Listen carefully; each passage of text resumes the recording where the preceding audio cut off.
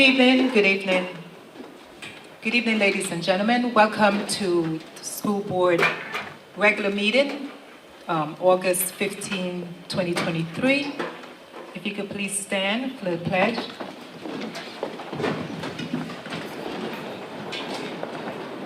I pledge allegiance to the flag of the United States of America and to the republic for which it stands, one nation, under God, indivisible, with liberty and justice for all. Thank you. Trustee Mitchell? Here. Trustee Middleton? Present. Trustee Njenga? Here. Trustee Gale? Here. Trustee Lindsay? Here. Trustee White? Present. Trustee Saunders? Here. Vice President Kelly? Here. President Kerwin? Here. We have a quorum.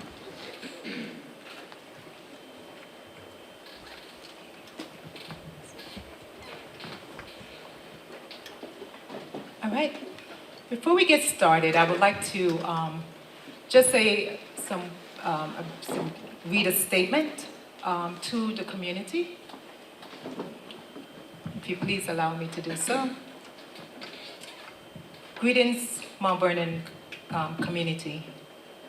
We understand the unfortunate timing of the notification of Rebecca Turner and Benjamin Turner school restructuring. We will listen to your concerns and we will look forward to working with the community to ensure this is a successful transition. In assessing the situation, we have been aware of the underutilization of the Turner schools for some time. Our goal is to use all of our buildings in an efficient manner in order to provide the taxpayers with the greatest value while providing our students with the best possible educational setting in a safe environment. Before making a decision, all board trustees were notified and gave their consent to go forward. Despite some trustees' inflammatory statements on the Zoom meeting with parents and staff members last week.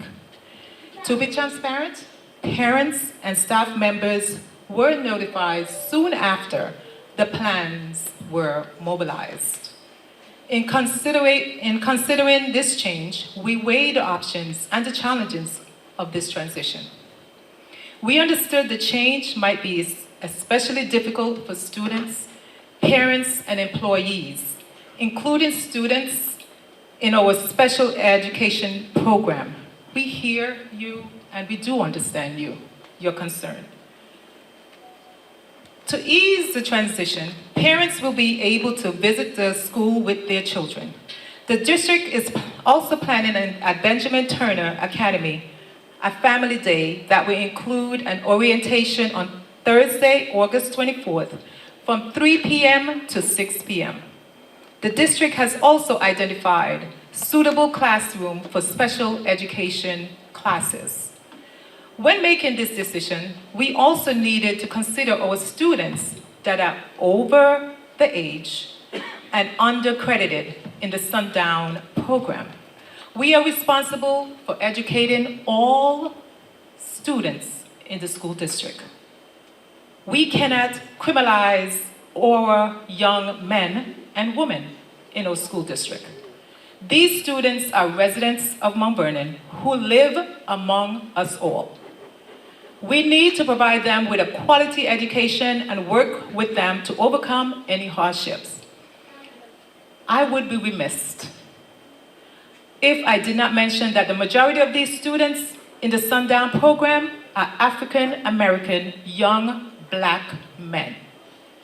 The school district goal is to get these students on the right track for graduation and educate and encourage them to learn a trade so they can have a career and be productive in society. As we all aware, illiteracy is a pipeline for incarceration. Looking at the current attendance level of the Sundown program, our goal is for this transition was to bring students who are not accessing an education back to school by creating an alternative high school setting. Our hope is that the new high school program will be a robust program with career training, career and technical education courses, and partnership with other programs, colleges, universities, and community organizations. We take the security concern of the community very seriously. Let me pause for a moment and say this again. We take the security concerns of the community and our children very, very seriously. And we have planned and will continue to prepare accordingly. There will be a security guard station, this is the plan, at every entrance and at least one security guard on every floor in each building. 2 of the SROs being introduced to the district would include these schools in their rotation. There will also be a fence separating the playground to prevent the older students from interacting with the younger students. The district also plans to have offices for Assistant Director of Security at a substation in the Rebecca Turner Academy, as well as a Principal, Director of Special Projects, and Youth Interventionist. We will also be building out the night school program at Rebecca Turner Academy so students can earn extra credits. We need to help all the students within the school district. Thank you all for your advocacy for our community and your children in our school district. We care for them as if they were our very own. We will always hear your voice and take your concerns into consideration. I respect your family challenges associated with this change and hope that you can understand that we are doing what is best for our school district at this time. I thank you all for your time, and I ask you for your continued support as we work through this process. Thank you.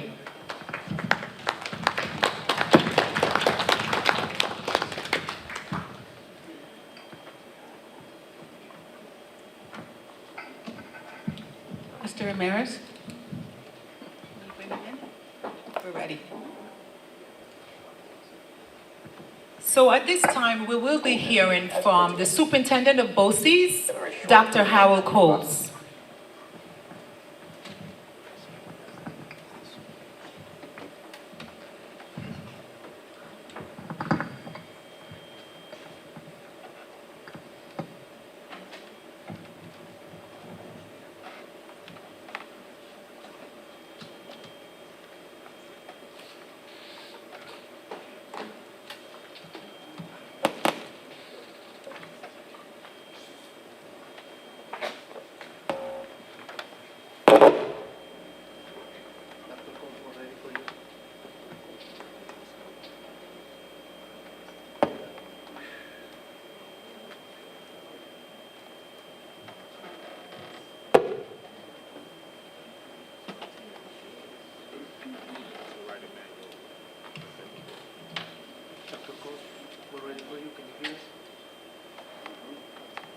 Still muted.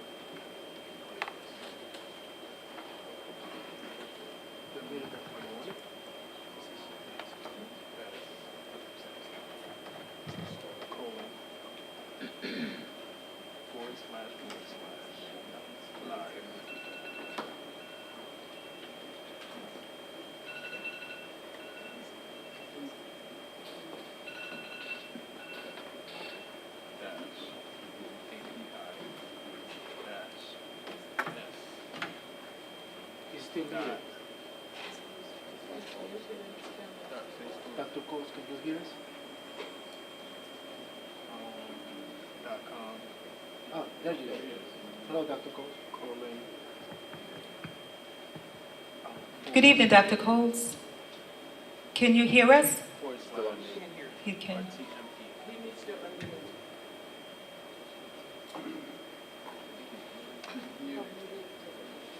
You're still muted. Dr. Sorry about that. Can you hear me now? Sorry, it's muted. Yes, we can. Thank you.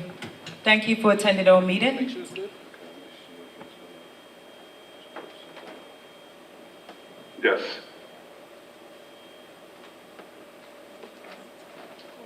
So we're going to get started? Yes, we had the board and the public already listening to you. Go ahead. Okay, great. So I wanted to be able to, after speaking to your board president yesterday and to your acting superintendent today, provide you some additional information in helping to move this initiative forward. In recognizing that the Board of Regents have launched an initiative in advancing diversity, equity, and inclusion in schools across New York State, the board expects that all boards will work and develop policy and advance diversity, equity, and inclusion, and that they take these important steps towards making sure these policies are done with urgency and with fidelity. Ensuring that the teaching and learning reflects practices of diversity, equity, and inclusion, provides opportunities for all students, and the emphasis is on all students to make academic educational progress. The Commissioner and the Board of Regents are expecting that all students receive enriching college, career, and civic readiness educational opportunities. With the help of the guidance that has been given by the policy that the Board of Regents have established, the State Education Department also has the New York State Department of Education curriculum, culturally responsive and sustaining framework to use as a guide to make that happen.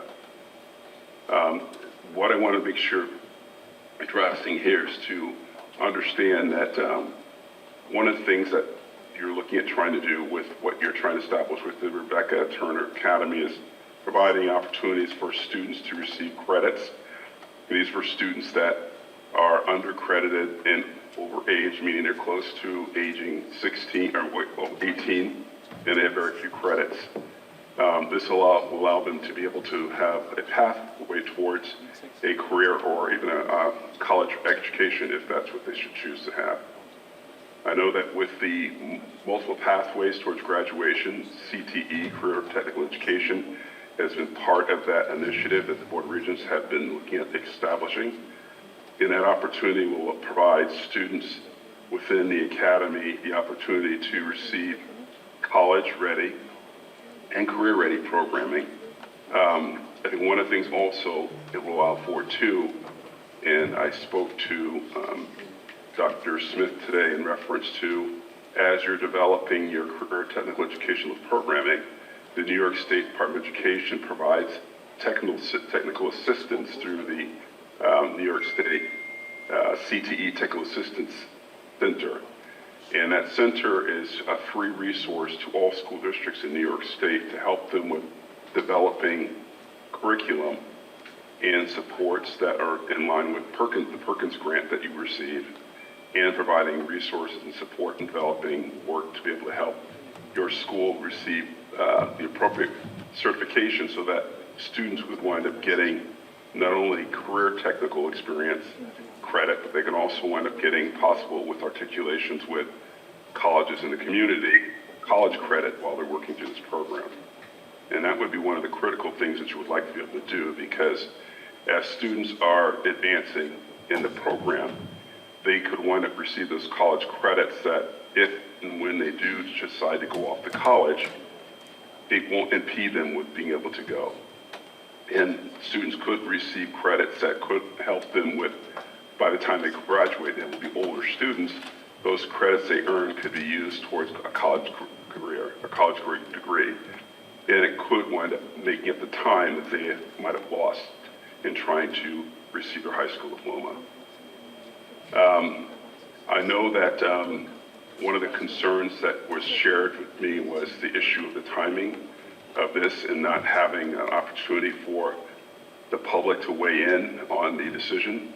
I think that one of the things to be mindful of is the urgency that the Commissioner and the Board of Regents have placed on school districts in making sure that every student receives a quality education. And what was being proposed through this process of working with this new academy could wind up providing that opportunity for students and then receiving that type of experience. I think that one of the other things in talking to Dr. Smith is that providing the college articulation with college credit component, but also looking at job skills development and possible internship opportunities for students that are receiving this program as well. And I talked to Dr. Smith about a program that was established several years ago that I was part of working with.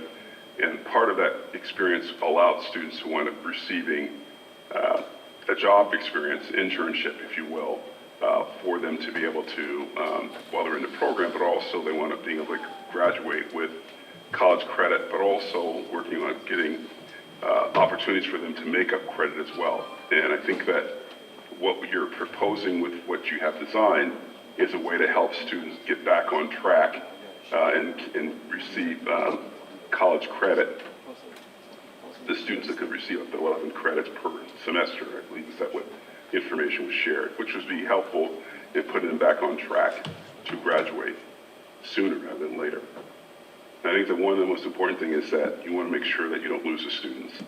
And so you want to be able to create an experience for the students that allows them to be able to be part of the process. And I think that part of the committee that I would recommend that you develop, students should be part of that committee as well, so they can give their feedback as to how they can see this program moving forward, and then being a part of that discussion would help them take ownership and take a part of, be more responsive to what is actually being taught in the program going forward. Does anyone have any questions?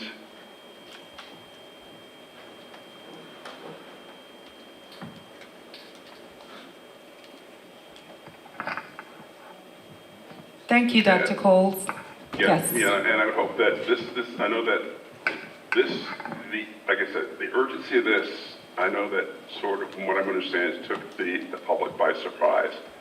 And I think that given I guess the state and commissioners initiative in trying to make sure that we reach every single student, that we provide an experience for every single student, this fits in line with what the expectation is. However, understanding that community input is important to Mount Vernon, having that committee that's established could provide that opportunity ongoing, and so that the program not just be developed, but continually could be enhanced and improved upon, because that's what you want to be able to do when you establish something like this. You want to make sure that it stays fresh.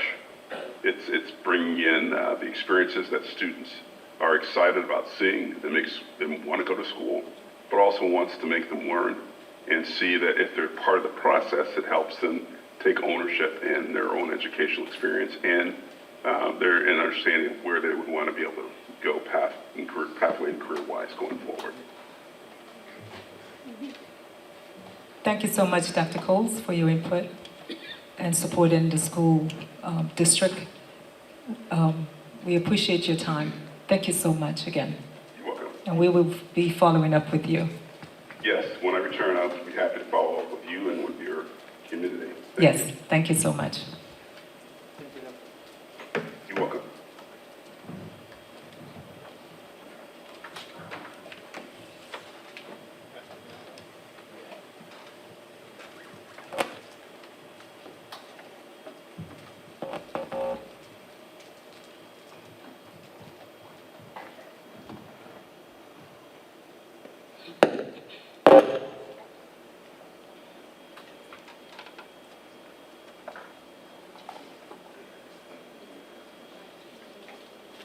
Good evening, everyone. The Mount Vernon City School District has put together a short video to provide the community with information pertaining to the Rebecca Turner, Benjamin Turner reconfigurations. Let's begin with the pre-K unit at Rebecca Turner.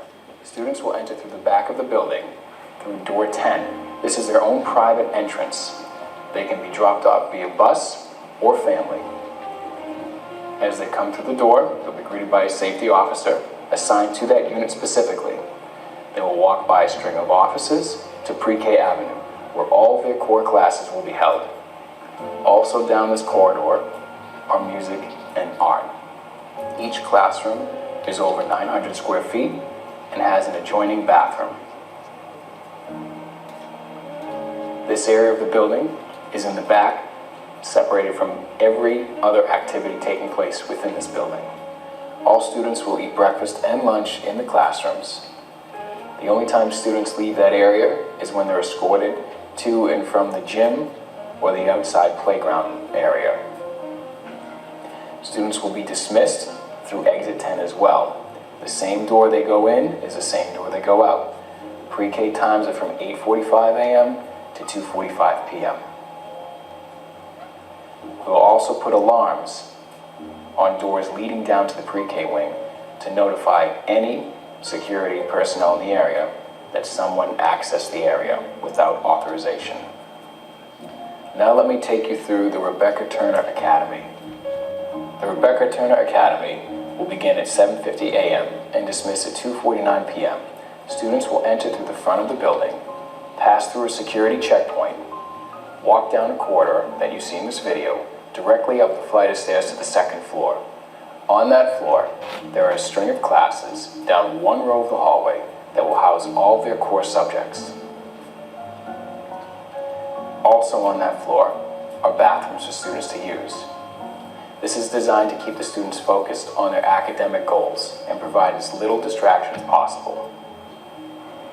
What you see in this picture here is the proposed science lab, which will be under construction this school year. Students will access the cafeteria through a side staircase that leads directly to the cafeteria and the gym.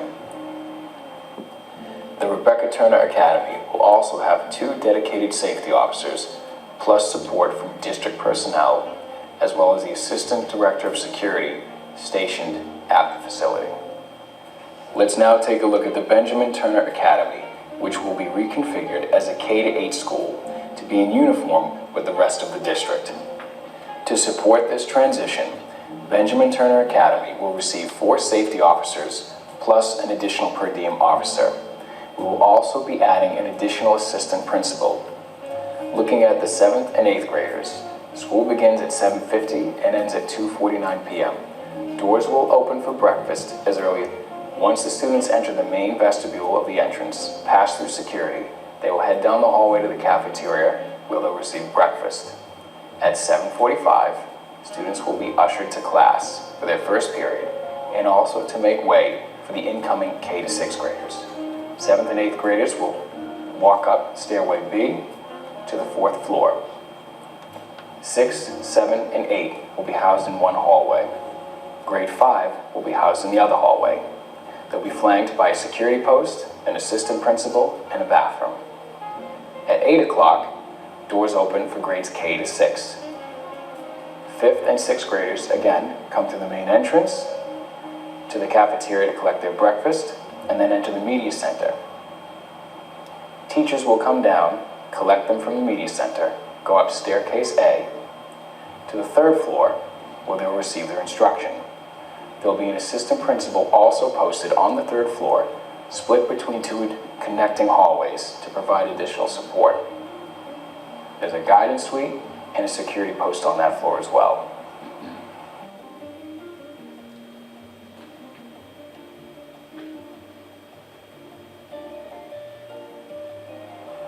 Grades K-4 will come in through the back of the building, enter directly into the cafeteria, have their breakfast, and be picked up by their teachers.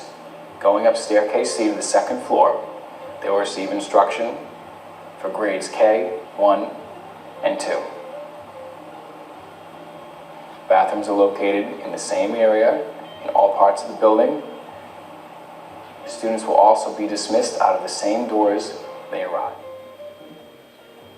We thank you for your time and attention.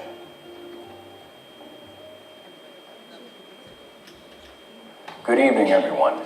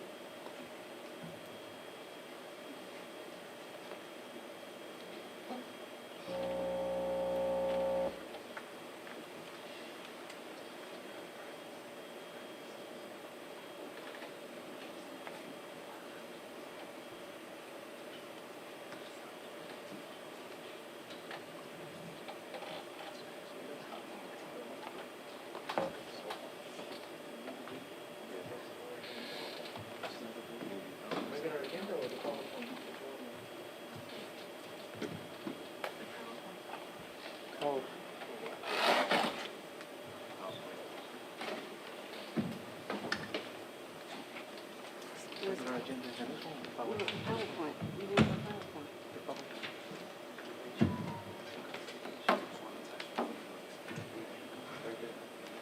See you right now. Straight out there.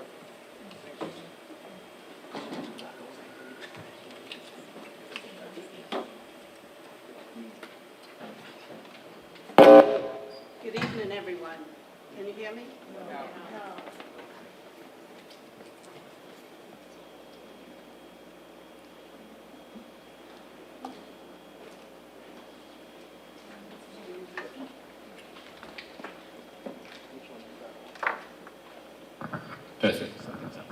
Good evening, everyone. Trustees, executive cabinet, community members, staff, parents, thank you for your presence. I will be brief. This is about the registration consolidation of Benjamin Turner Elementary School, the closing of Rebecca Turner Elementary School and the opening of the Rebecca Turner School and the pre-K at Rebecca Turner. A part of this presentation will be Mr. Ralph Burtz and Mr. Troy Newby. And thank you, Mr. Mondi, for your presentation. Next slide. As indicated in the previous slides, Benjamin Turner Academy will be grades K to 8. The principal of the school will be Ms. Dora DePaul, and she will have 2 assistant principals. Ms. Razor Turner will be the principal grades 5 to 8, and Ms. Tanganyika Linda Brown will be K to 4.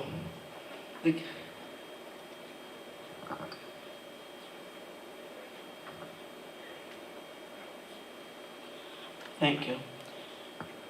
Again, K to 4, 178, 5 to 8, 188, which brings that to a total of 366. Please be mindful that the building can house 800 plus students, so we're within that parameter. I want you also to know the teachers all receive their classroom assignments. As it was indicated, grades 5 to 8 would be on the 4th floor. Grades 2, 3, and 4 will be on the 3rd floor. And grades 1 and 2, kindergarten 1 and 2 would be on the 1st floor. Of course, the principal is on the main floor. I'm gonna let Mr. Newby talk about clicker's not working. Mr. Newby talk about the Rebecca Turner Academy.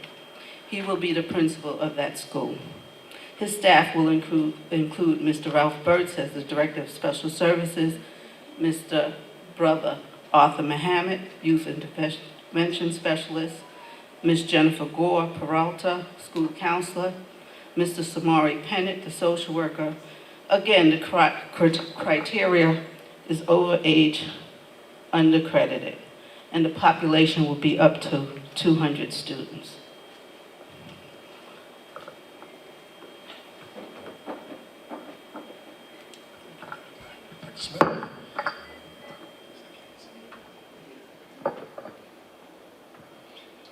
Good evening, Dr. Smith, Acting Superintendent, Board President Kerwin, trustees, cabinet, parents, and the community.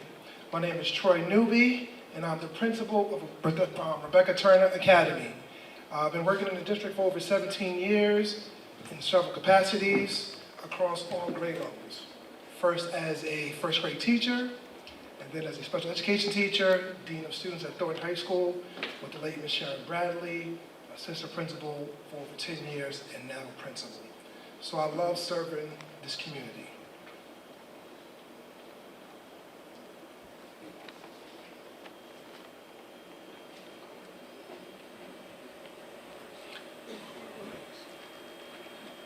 So this is our mission here. We're dedicated to redefining education by fostering a dynamic learning environment that embraces individuality, cultivates critical thinking, and builds strong community connections. Our mission is to empower students to become lifelong learners, compassionate global citizens, and innovative leaders in the ever-changing world.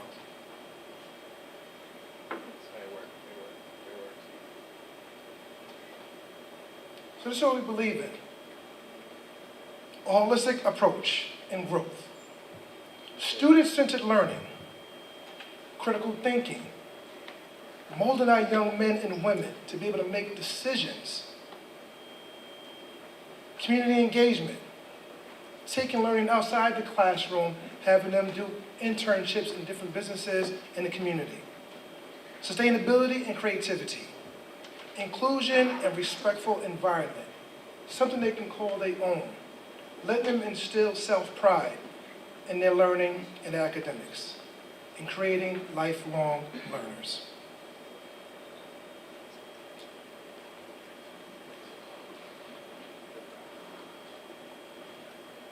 What are the benefits of a Rebecca Turner Academy?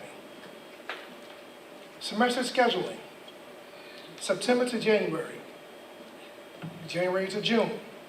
Credit recovery, students can take up to 11 credits per semester. Multiple pathways to graduation, CTE programs, specialized programs, ROTC, and getting your GED. This is a program that will build sustainability, self-pride, and excellence in our young men and young women. Get them to believe in themselves, to fulfill their potential, to grow as individuals. Breaking that stigma and instilling that self-pride. We always say it's about the children, and it has to be about all children.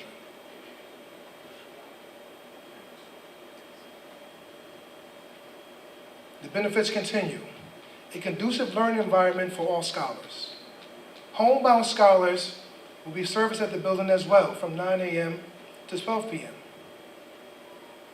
SEL support.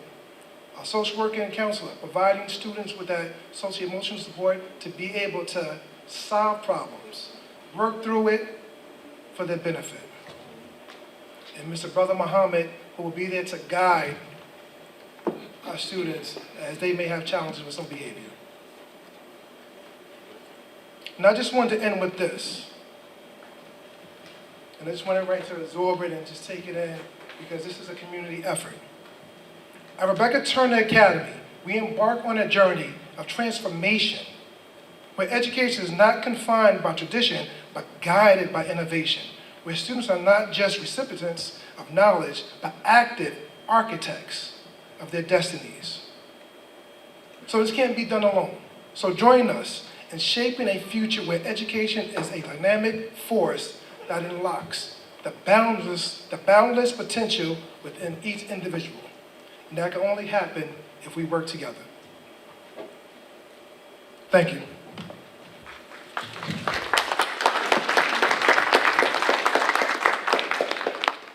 Okay, lastly, we'll have the pre-K program at Rebecca Turner. Basically, this program will be supervised by Dr. Gail White-Wallace and Dr. Joyce Corpus. The program consists of 2 special ed classes and 1 general ed class. And the program will, as was indicated before, has its own private entrance and is really self-contained. I thank you all for your time, and I welcome whatever you have to say in this regarding this, because we all need to work together. Thank you.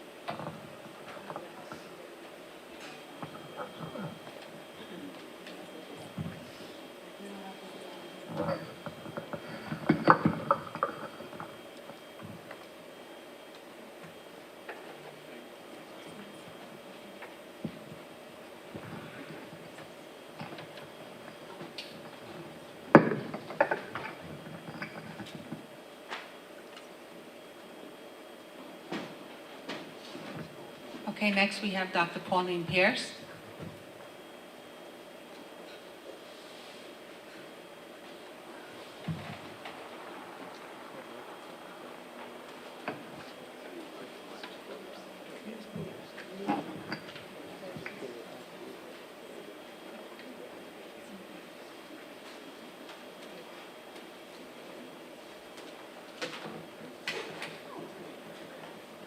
Good evening, everyone.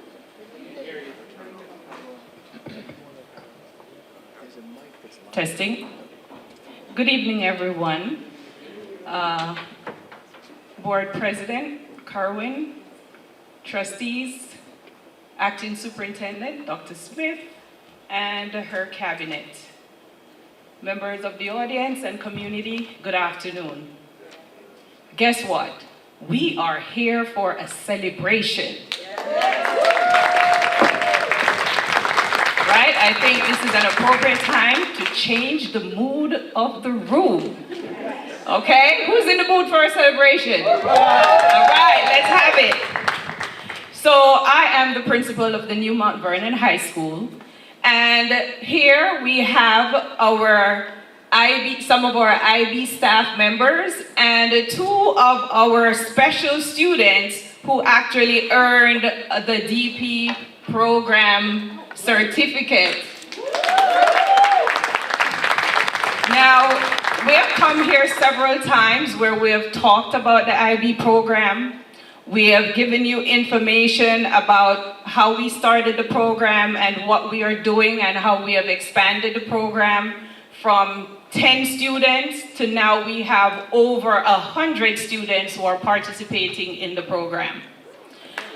We have planted a seed, and we think that this is an appropriate time to show the fruits. So with us today, we actually have two of our three students, and it may sound like a small number.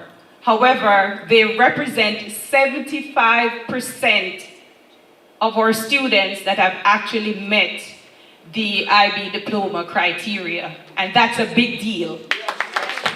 So if you have your phones, and if you don't believe me, you can Google it. The IB program surpasses the quality of advanced placement classes. So when I tell you that our scholars standing with us today earned this recognition, believe me, they put their backs into it. And of course, they could not have done this with this wonderful staff that we have here with us this afternoon. They supported our students straight through the entire 2 years that they participated in this program. And it was hard work. I remember when I started off in the fall, and the first meeting we had, there was, the comments were, oh, our students are trying to back out. They're afraid. And look at them now. Look at them now. We had a couple of them who came before and talked about the colleges that they have gotten in. Free tuition. That's good. We have at least one of them who is walking away with compensation. Is it every month or every semester? Every month. All right. So she's earning money Yeah. for going to school. Can you imagine that? And we are talking about Columbia University. All right? So we indeed have a celebration here with us today. Yes, that's worth celebrating. Now, we are starting a tradition. Now, these students, there are three of them. Darren, who's in the Philippines, am I correct? He's in the Philippines, so he's unable to join us today. But we're starting a tradition. We want our community and our students to see what is possible. I can remember the naysayers when we tried to start this program. And here we are today, the fruits of our labor, standing with us, free tuition, being compensated for studying. I think we've done it. Let's give them a round of applause.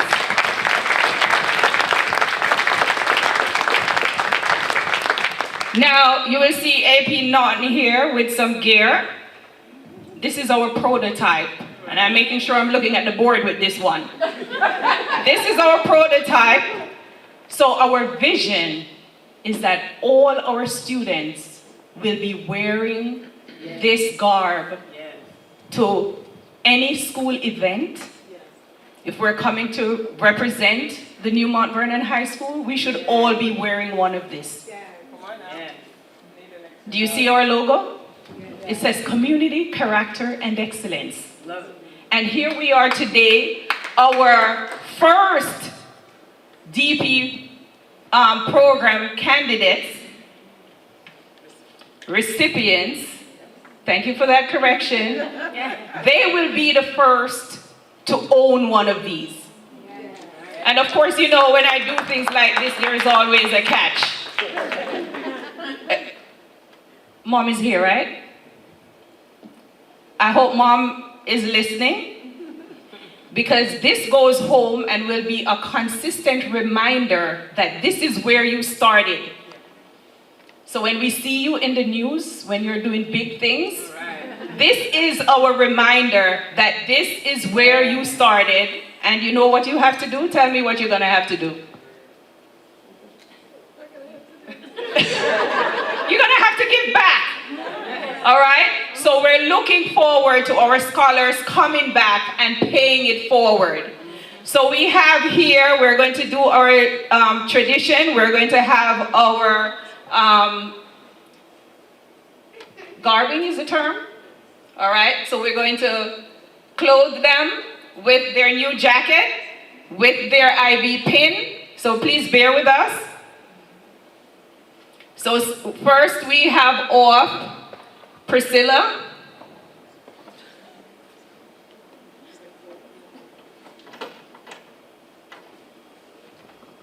Okay, Priscilla. You are the first.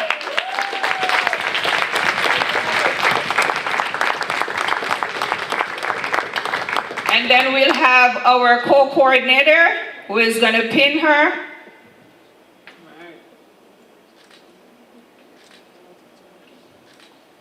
And up next, we have Miss Leslie.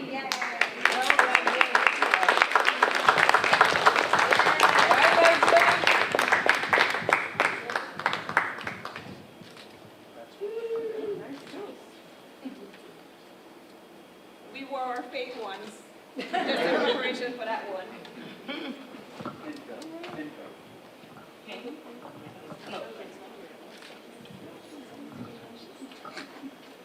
All right, and at this time I'm going to invite AP Norton to present them with their diploma. So the diploma reads, we certify that Priscilla Zoe Nyarko, Mount Vernon High School student, has been awarded the Diploma of International Baccalaureate. She's a Mount Vernon High School student. Dr. Pauline Pierce, Head of Schools, August 15th, 2023.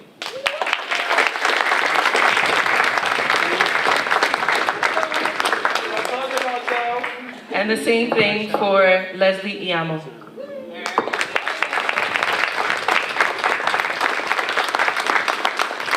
Congratulations, girls. And thank you again to our board who have made sure that we have the money to make this happen. And we look forward to bigger and better things. Thank you.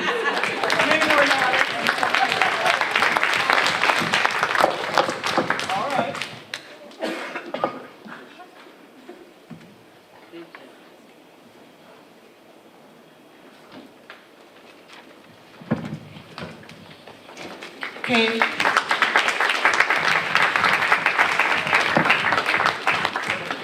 Okay, we're going to start our public comment.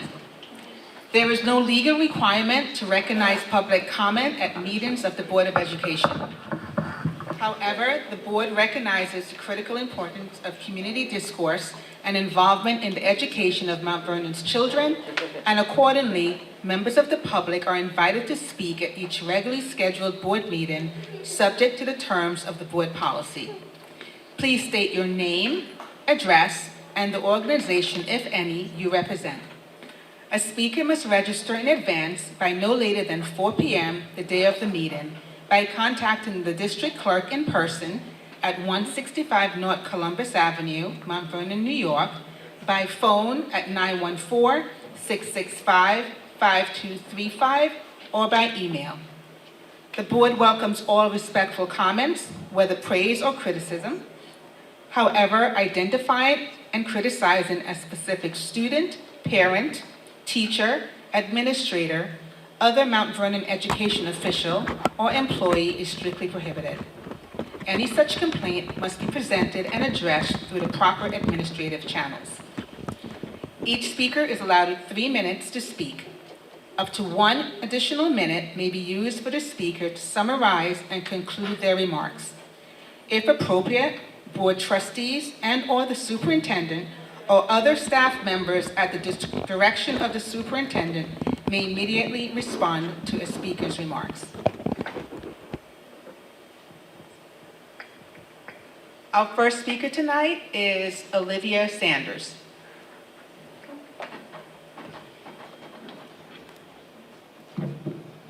Good evening, everyone in the room. Good evening, board. No school can work well for children if parents and teachers do not act in partnership on behalf of the children's best interests. We all can agree that that is a true statement, and that schools work best when we have involved parents. And I myself consider myself an involved parent.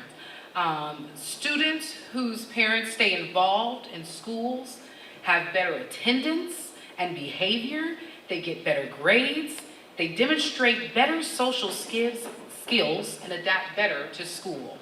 I'm the mom of 5 kids. I have a 11-year-old son, I have a 3-month-old at home, a 1-year-old, a 3-year-old, and a 5-year-old. My 11-year-old son was a student at Cecil Parker Elementary, starting in pre-K. From the start of him being a student there, we dealt with issues left and right. I was always complaining to the principal, who is no longer there, or complaining to the district.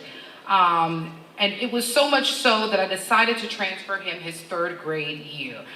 For 3 years, I enjoyed being a PTA mom at Traphagen Elementary, which is the school I transferred him to. And I enjoyed being involved in my first child's education journey. So once the atmosphere at Cecil Parker became a little bit unpleasing to me, I went to Dr. Ken Hamilton, and eventually he granted me a transfer for my son. So when my daughter started school at 4 years old, I just wanted her at Traphagen because my son had been there. I knew the teachers and staff, so I wanted my child there. And so for 3 years, I was able to enjoy being the PTA mom there and being involved in my first son's education, and then I enjoyed a year of my daughter at Traphagen, and then we were told we were being transferred back to Parker, where the people who I didn't want to work with then are still there. The district decided to transfer over 1,900 kids. That's what Dr. Gail White told me. 1,900 students were transferred back to their home schools, thus ending relationships that those parents have established at those schools. I've been to the district's offices, I've been to the superintendent's office, I've been passed around. No one has helped me with this matter, and so that is why I'm here to speak about it. Because when you have involved parents at a school, you keep them there. You don't move them around like they're a chess piece on a board. You let them stay there and work and be involved in their children's education, if that's what the parents want to do. In my case, that is what I wanted to do. I wanted my kids at Traphagen, not at Cecil Parker.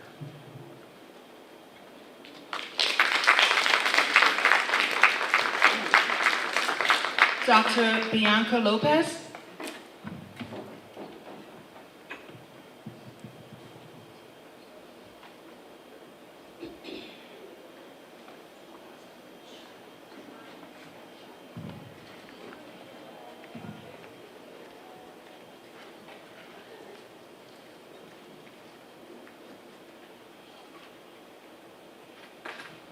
Good evening.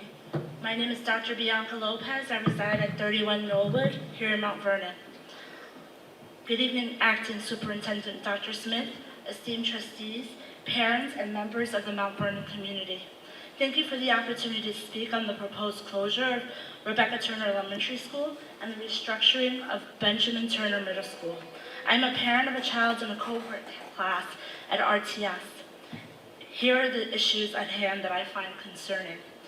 And I just wanted to note, it's very interesting that I think that the theme is parental involvement in decision making, which is what I'd like to talk about. First and foremost, parents were informed about this plan a week ago, with less than a month before the start of the school year. According to Dr. Smith and also Board President Kerwin, that talks of this restructuring were happening over the past year, but where was the talk with parents?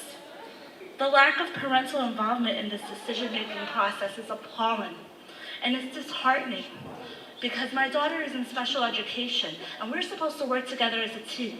But where is the parental involvement, and where is the parental voice, and where is the parental choice? Next, why was there a push for such a fast turnaround to have these changes implemented for the start of the school year and inform parents in August during summer vacation? It seems odd, especially since the change had been discussed for a while. Wouldn't it have been best to inform parents during the past school year? At the Zoom meeting for parents last week, basic questions could not be answered, such as how the classrooms would be assigned. I know that the video was presented today, but it wasn't presented to parents on the Zoom call. How can our children still have access to playgrounds? What about a sensory room? How about special floors or sections for cohort classes? It was mentioned that that students would be arriving and going into the cafeteria to have breakfast. Kids in cohort classes can't eat breakfast alone. I just want to put that out there. And finally, the decision to leave pre-K at the Rebecca Turner's building and move other classes is troubling. It further breaks the elementary school community, separating pre-K teachers from their colleagues and the youngest students from seeing other children as role models. They will be exposed to security guards instead and sharing a building with older youth and adults. Here's my ask. Please put this restructuring plan on pause. Allow for proper planning, community and parental involvement. A one-day family day and orientation is not sufficient for those of us who work during the day. If you really care about children and families, please start a partnership with parents. Thank you.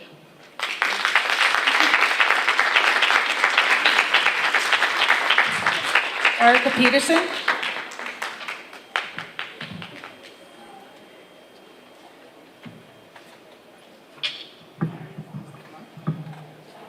Good evening, trustee members, acting superintendent, and families. First, I'm going to speak as the PTA president for the amazing Mount Vernon High School, where unfortunately our girls, 531 East Lincoln Avenue, Mount Vernon, New York. First, I'm going to speak as the PTA president for the amazing Mount Vernon High School, where unfortunately our girls' locker room has looked an absolute disgrace since the pandemic. Other parents and I constantly go through that area to take our little ones swimming, and that locker room has been used as a storage area for washer drying machines, desks, maintenance, and construction materials since then.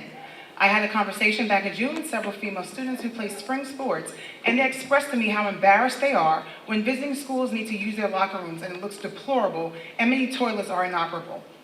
The girls have no adequate seating, except for an old wooden bench and the scores of desks being stored there. I would like for this to be investigated immediately so that our female knights, whether they play a sport or not, can feel pride while using our locker room. Now I'm going to speak as a parent and taxpayer. The Sereni report.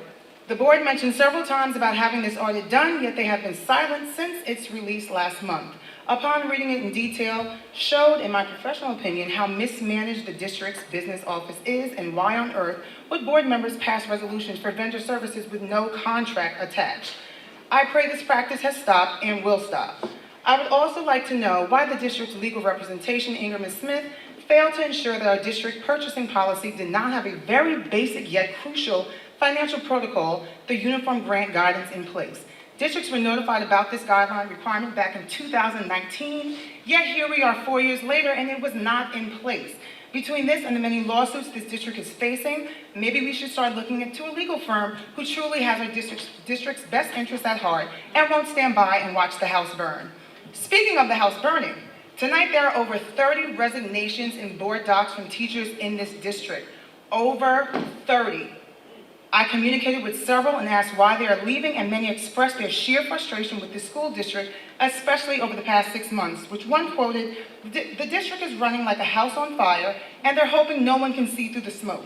Over 30 resignations of staff members solely leaving the district is highly alarming, and I heard one more was put in just this morning. This is what's called a mass exodus. This can definitely be a result of 9 years of no tax increases to help pay for capital projects, to help pay for raises for our teachers, and not to mention our student enrollment continues to drop steadily year after year. It is also quite alarming that I have been notified that a member of the acting superintendent's cabinet has yet to produce evidence of them obtaining a doctorate degree.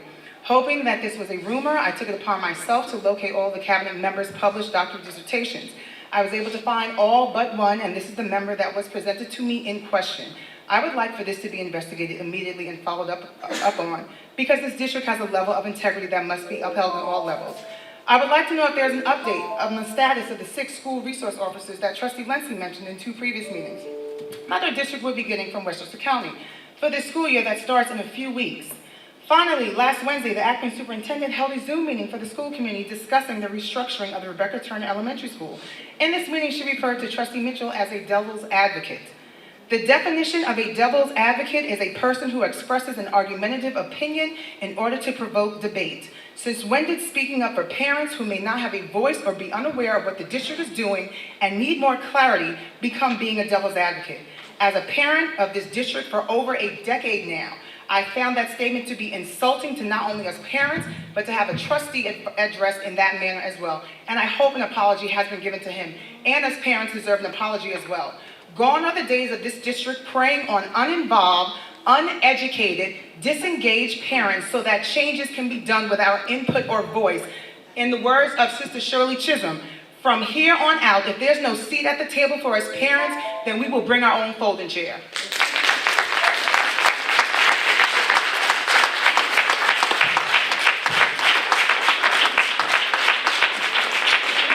Ralph Burtz.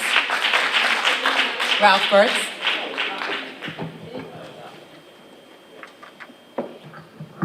Good afternoon, Ralph Burtz, the Director of Special Assignment, also the Superintendent Hearing Officer for the Mount Vernon City School District. I'm speaking to you from my heart regarding the Mandela Zalakafa High School that I knew and I loved. But let me tell you about the history, and I'm going to be brief, I'm not going to be very long. The garden that you see at Graham School was the first site of the alternative program. They closed that program and put it in the new wing of the Grimes School, and we stayed there until 2007. And we stayed there with a wonderful, educated individual who cared deeply about children, Dr. Jose Zalakafa. Dr. Zalakafa transformed and transmogrified the students who did not function very well in their previous high schools. They were known as the throwaway kids. Dr. Z started what was called whole school personalization, which predates PBIS. And with whole school personalization, everybody in our school had to develop an intimate relationship with children. He had student contracts, he had parent contracts, he had staff that would go above and beyond the scope to educate children. We had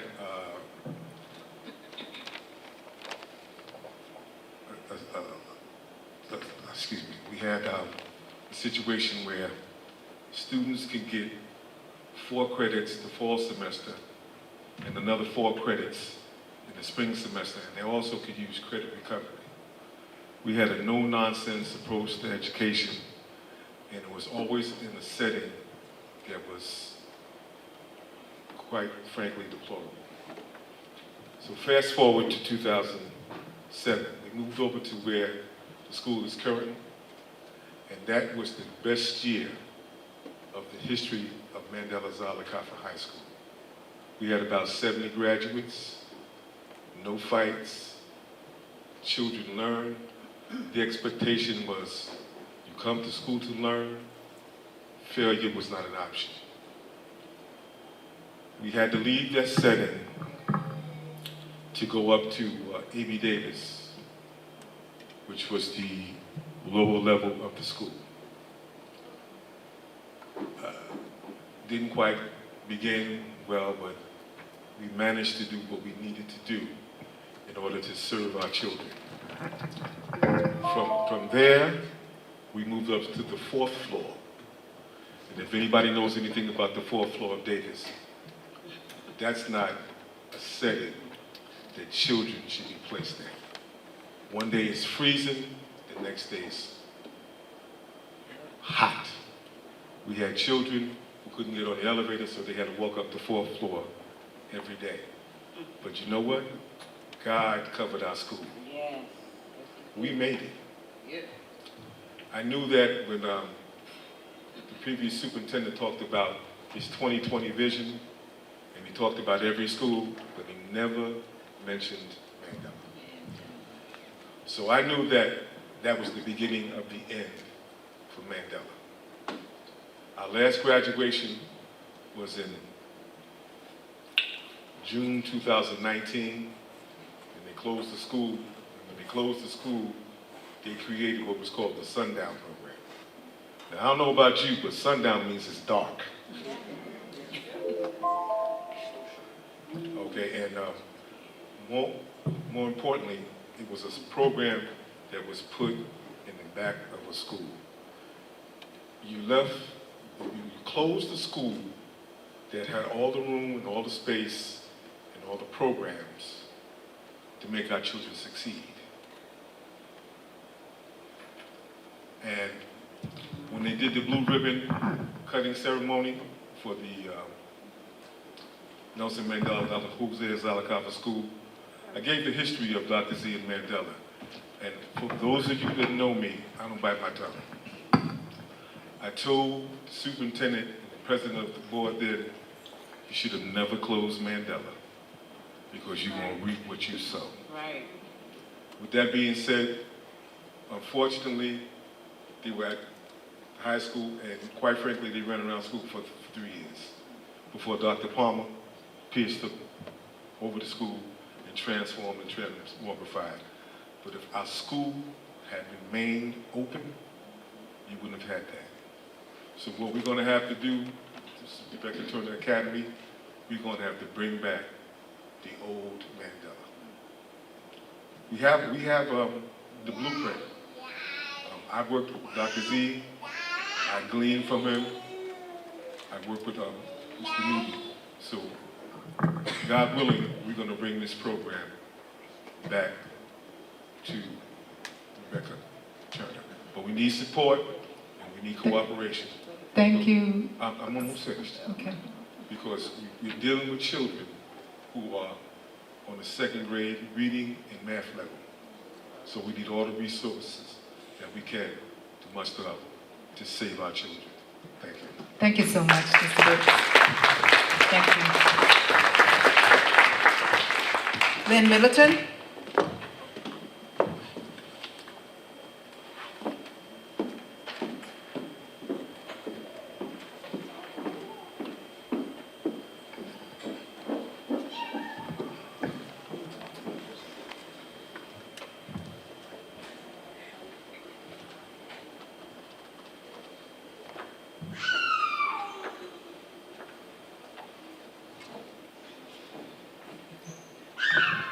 Just want to say hello to all my fellow colleagues and to the Mount Vernon school community. I am newly elected school board trustee, Bishop Dr. Lynn Middleton. And Mount Vernon community, I want you to know that I feel you. Been a school board trustee for almost 3 months now, and for what my eyes have seen and my ears have heard and my heart has felt, especially after Wednesday evening, August 9th, all I can say is my God. And so I want you to know tonight that I ran with Drive for 5. One of 4 things when we ran is that most prominent in our drive and push was for a better school district, was transparency, and still is. So I speak tonight or this evening as the nucleus of this school district, like we need to put We have said we need to put the H back in human resources.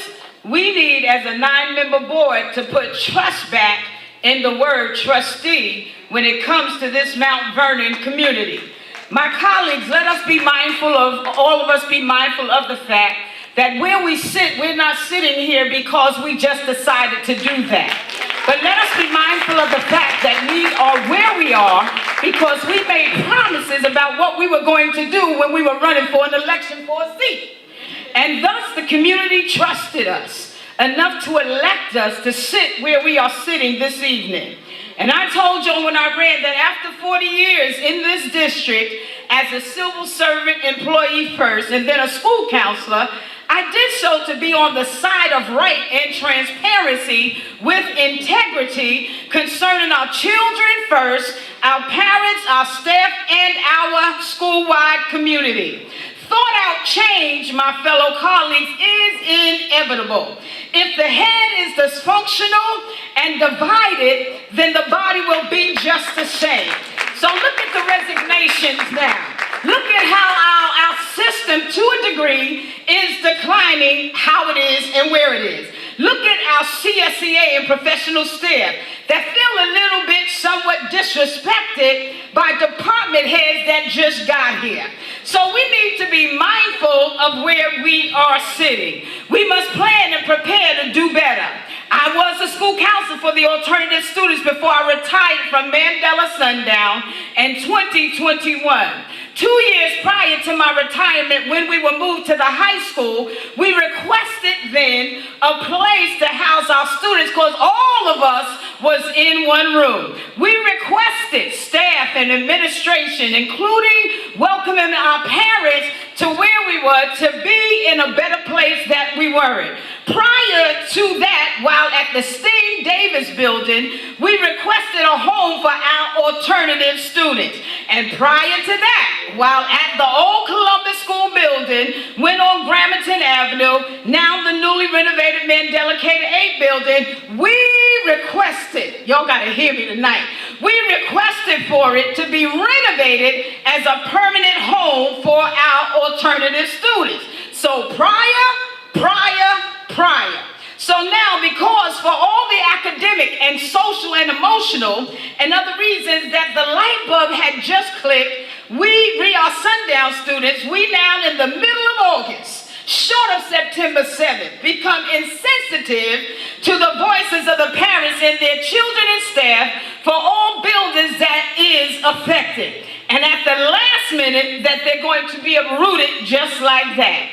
And while the idea, don't get me wrong, but while the idea of making a move for our alternative students is still good, after all these years that it should have happened, for it to be done at the last minute, point in case, with no prior dialogue, is not a good thing. So my encouragement to all of us tonight is let's do better and not appear to be dismissive. Plan, prepare, and engage all necessary parties in the future where our children are concerned so that we do not repeatedly have the voices of our parents like we've had this week and today. At the end of the day, and I'm done, y'all, we reap what we sow. Me today, you today. My kids today, your kids today. In May 2024, Mount Vernon community, we got to vote right. So let's level up, doing the right thing so that we won't have to pay for it later. I pray that was what was presented in demonstration. And I'm done right now. In demonstration, you know the trustee got to sit down, right? So I pray that what was presented in demonstration and illustration this evening is action and not just words. Thank you. Before we go further, I just want to remind everyone, please, there are a schedule that we are on. And if you could please adhere to the time so that we could move forward seamlessly. We have, I think, about 19 other individuals that signed up to speak. So please, if you could just adhere to the time, I appreciate it. Thank you. Osman Wahil. Wazil, Osman Wazil. Thank you. Good afternoon, everyone.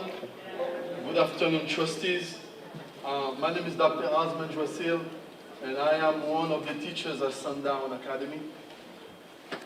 Allow me the opportunity to salute the people that have been in the trenches with me as teachers. As teachers, I want to say thank you I want to salute to the acting superintendent who bleeds students, she fights for students, and I know her for a long time, and she understands those people that are in the trenches, and I know she's going to do well with us. I want to also salute our colleagues. She is Middleton, Miss Middleton. She was a counselor at Sundown Academy, and she has done a phenomenal job with our students, and I'm so happy that she's on the board right now. But I'm here to tell you that Sundown Academy, I want to talk about the positive part of Sundown Academy. I mean, there are some negative parts that I want to leave out, but I want to show you that it is a model that is successful. And it is a unique program in the district in that it is a blended program. A blended program where students can be in person and students can be online and earn their credits. You have students that were in jail and they are in Sundown and they work there where they are and earn their credits. And I can tell you that these students, they were not dumb students, they were really smart, intelligent kids that we have at Sundown that can be very functional academically in high school, yet they have some other issues that they have to deal with. And at Sundown, we have this group of staff that mold them, and not only academically, but socially, so they can be, what you call, good members of society, of the community. Can you switch to the next one for me, please? Now, we accept students from all three high schools. If you need one credit, if you need a few credits, you can get that credit at Sundown Academy. You can take it and pass it. If you need to catch up on your credits so you can graduate from high school, you could come to Sundown Academy and catch up on your credits and go back to your school.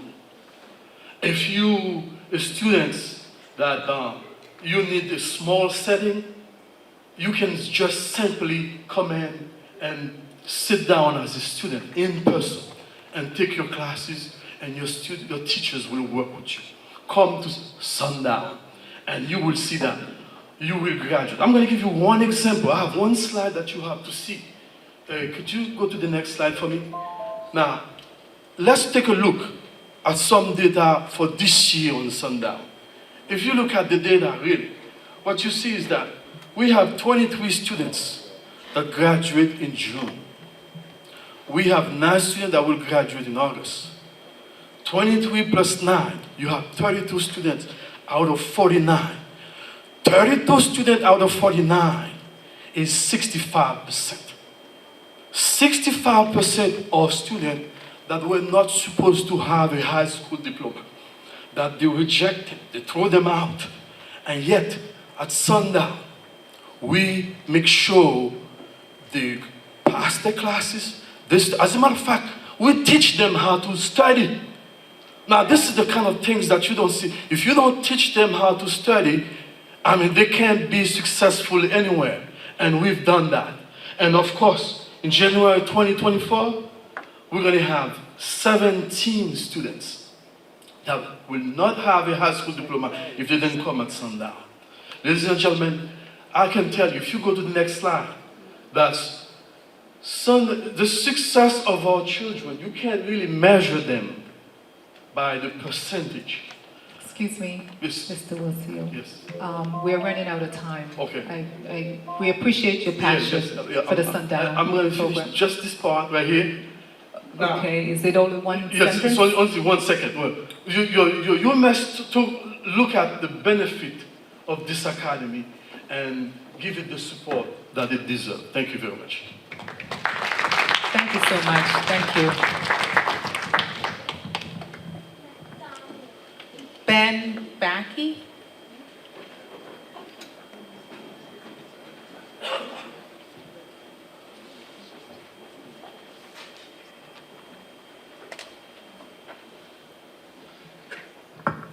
Hello, trustees. Hello, family and community.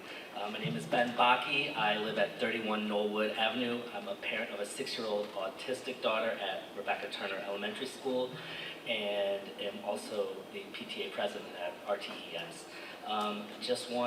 Moved here in 2020, and really enjoyed the school so far. Before I started, I wanted to acknowledge the IB diploma students. I'm an IB diploma holder, and I know how much hard work they put in, so that's impressive. I'm here to talk about RTES, but one thing I did want to mention about Sundown, it's a terrible name. Besides darkness, there's Sundown Syndrome, which basically means bad behavior from dementia patients after dark. Sundown Towns, the racist legacies where black people weren't allowed out at night. So Google's your friend, do some research on that, and rename the program. It's not very inspiring. All right, so RTES, as it's currently constituted, is there's a preschool and there's the K through 4. Now the K through 4 being moved, we haven't had any information other than that there is space available, and some classrooms have been identified. We haven't received any kind of safety program, fire program. I've heard now, I think today, that the teachers know what classes they're in. We don't. We don't know anything. That's, I think, a lot of the reason that people are so upset is that when there's a complete vacuum of information, rumors, innuendo, people's worst fears start running wild. You guys brought this on yourselves. With any sort of information probably could have quelled a lot of my anger. I walked into that meeting, or zoomed into that meeting on Wednesday, pretty depressed. All right, let's see what's gonna happen. I walked out of there lit up. It was so condescending and uninformative. We put together as many presentations today as you guys have so far, and it's, for our own membership, it's really hard to fathom, and you've lost a lot of trust from people. All right, so children being moved away, we don't have any information on that. We don't know anything. I've heard rumors that the spindles might be too big in the stairwells for those little kindergartners to fall through. We don't know if they're zoned correctly, if the building, step heights, all sorts of physical things. You're talking about a population that is a third special needs. My own daughter, the Monday or maybe the Friday before this Tuesday announcement and then the Wednesday meeting, so Isabella's able to walk to the bathroom, not by herself, we follow her, but she's now finding her way around the building and gaining confidence. That's all going to be ripped away from her come September 7th, if this goes through. Also, a lot of her all the teachers, a lot of them work extended school year. They have 2 weeks off. They are going to come into a new environment with if they don't take the time themselves, if they're gone, these kids are gonna walk in with boxed up rooms. There needs to be some sort of information or plan to support the teachers and the parents. Let's see, another issue, besides ripping the pre-K students and younger away from the rest of us. I know that there needs to be a staff bathroom and a teacher's lounge. Is that going to be on the bottom floor where the preschool teachers are going to be, or do they have to go up and share with the Sundown Academy? Let's see. Okay, service providers. There's pre-K kids that need services. Are the service providers going to come from Benjamin Turner over, or are you going to send them across? I know there's supposed to be a fence between the two schools. How is that going to allow access for the pre-K kids to get to the playground? How are the K through 4, even the K through 6, however it goes, get access to that playground? Again, there's been no plan, no information sent to us. Yes? Excuse me, one more second, just to wrap it up. Thank you. You've lost our trust. This short, no notice, it's disgusting. Thank you so much. Have a good night. Matthew Dyer. Yeah.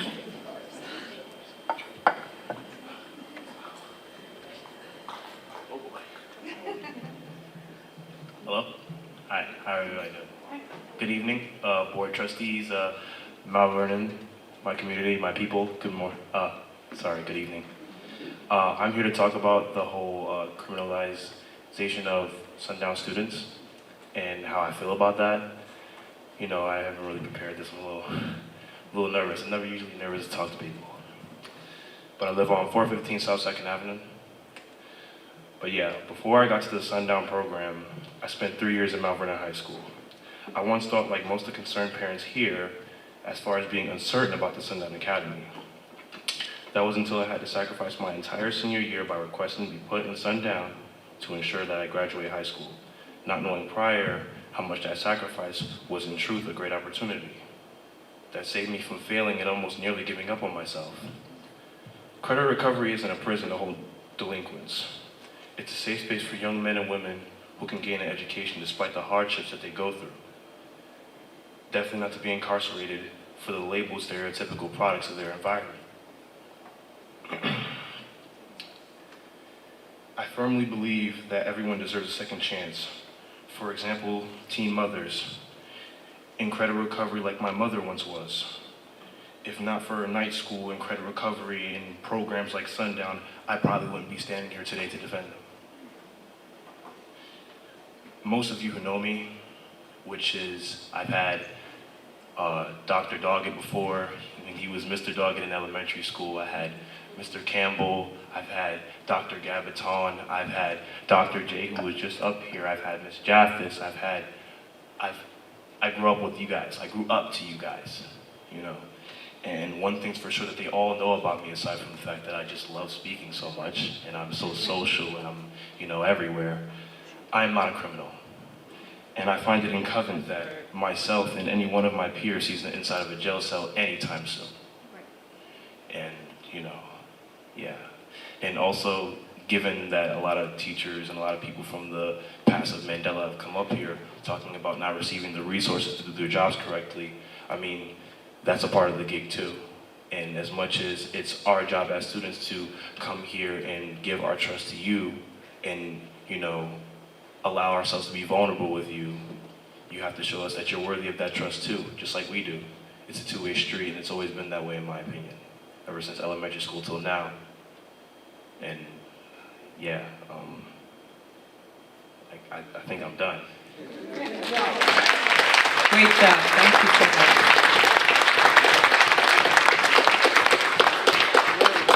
Meredith Jeffers.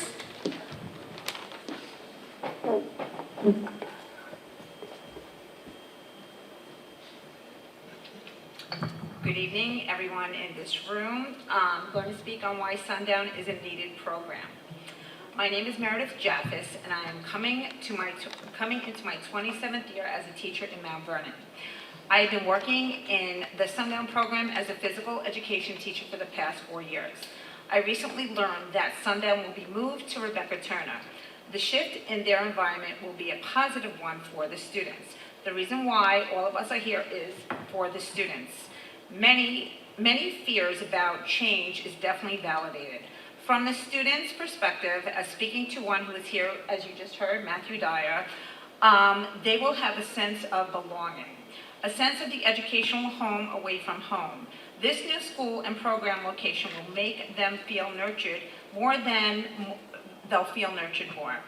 What I am trying to make the community see is that when their location was at Mount Vernon High School, in which many of the rooms used belong to the Mount Vernon High School school population, and Sundown students had to find other places to learn, which makes them feel like they got the hand-me-down learning environment versus their own. For example, I teach physical education for the Sundown program. Very often we have to scurry for space because of the gym areas that are used during the day for phys ed classes and after school for athletics. It's not great or a positive feeling for these students, which are part of our community, to get booted out of their environment. Like all of us, they need a sense of belonging and stability. They will succeed in this new area at Rebecca Turner. In addition, these students should not be criminalized. The opposite of criminalization is humanization. Victimizing these students is wrong. If we see this way, they will feel it. These adolescents feel the energy that we give off. Talking with a few, they do not want to end up in a house with no key. Not once since doing the Sundown program have I felt or saw these students as criminals. They are human beings with a few more challenges than others. Our job as teachers and community members is to help them with these challenges. By talking to and teaching them, they will definitely rise to the occasion. This leads me to introduce Matthew, who you just heard from. If it wasn't for this program, Matthew may have had more obstacles in front of him. To label him or any other student as a criminal is a form of defamation of character. Let's hope both sides of this issue and listen to one another to move ahead and nurture these students in their new setting.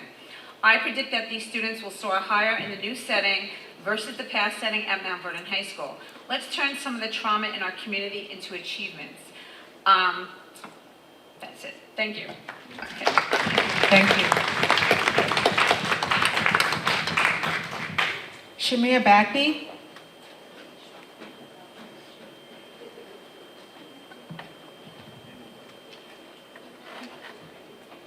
Good evening, everyone. It's Charmaine Bagby, and I'm at 223 South 6th Avenue, Mount Vernon.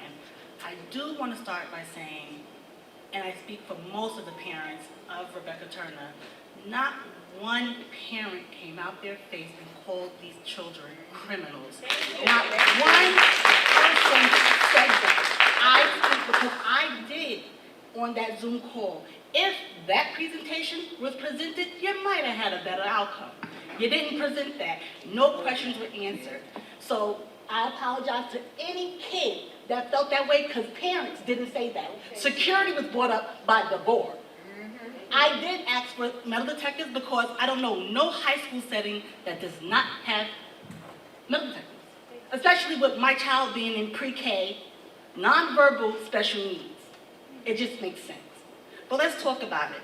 In the video, you had the ramp. You did a walkthrough, that was mentioned. But did you see the ground? Did you see that ground? Because my kid has what they call ballerina toes. She does not walk straight. There's been times when she can stumble and fall. Which brings me back to this. If we're not going to fix that, do you have a nurse on their hands? Because you're moving everybody behind us. So are we going to have a nurse? You're taking away media teachers, art teachers. I heard music teachers. They're all going behind. But what will these special needs kids need? Because I did give very, very good high credit to that school for the hands-on arts and crafts that they gave those kids. I have an older daughter, 13, never seen that much arts and crafts in the preschool ever. We're talking about nurses, we're talking about the grounds. Let's talk about the water fountains. These children do not have a water fountain on that pre-K ground. They go to the first floor. Now, I understand you said the second floor. So what's going on the first floor? Because they do have to go to that floor to get water. We have to talk about that. The staff does not have a bathroom on that pre-K level. They have to go to the first floor. So where is the division? Because I don't see division. Nobody's saying we're against this, but it answers some questions because a lot of questions were not answered. And quite frankly, we were brushed off. We were brushed off. We were given the backhand. I did get on the news, and I did say you're throwing my kids to the wolves because not in any means talking about the children, I'm talking about the how you just threw it on us. And not one meeting was given until you told us what you were doing. You didn't ask us, you told us.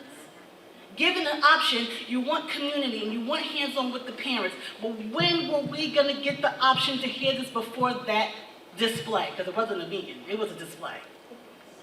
Let's talk about it. When at any point were the staff and teachers who were just as shocked as the parents, and now you have teachers talking about security of their jobs. What's going to happen? Because guess what? At Rebecca Turner, there were no subs. So the other teachers subbed when the special education teachers are out. Who's going to do that if you have them not in the building? They're going to be behind them. They're going to walk in inclement weather, in rain and snow, to come and be substitutes? Because we don't have these options. The pre-K students, when the buses are late because of inclement weather, there is no one to stay there but the teachers and staff. Not all staff, those specific teachers, because they're assigned to those children. These things have not been answered. And I feel for the teachers too, just as much as the parents. And again, to the children and the parents of the son, I don't even like the name, because a lot of people didn't even know what that was. Had we been told that, you might have got a different representation of how people were reacting. People reacted how we were given the information. We were thrown the information and we threw our opinions. The end. There's no other way you can look at it. You want us to come together? How about get us involved so we can be together? Thank you. Winter De Palma.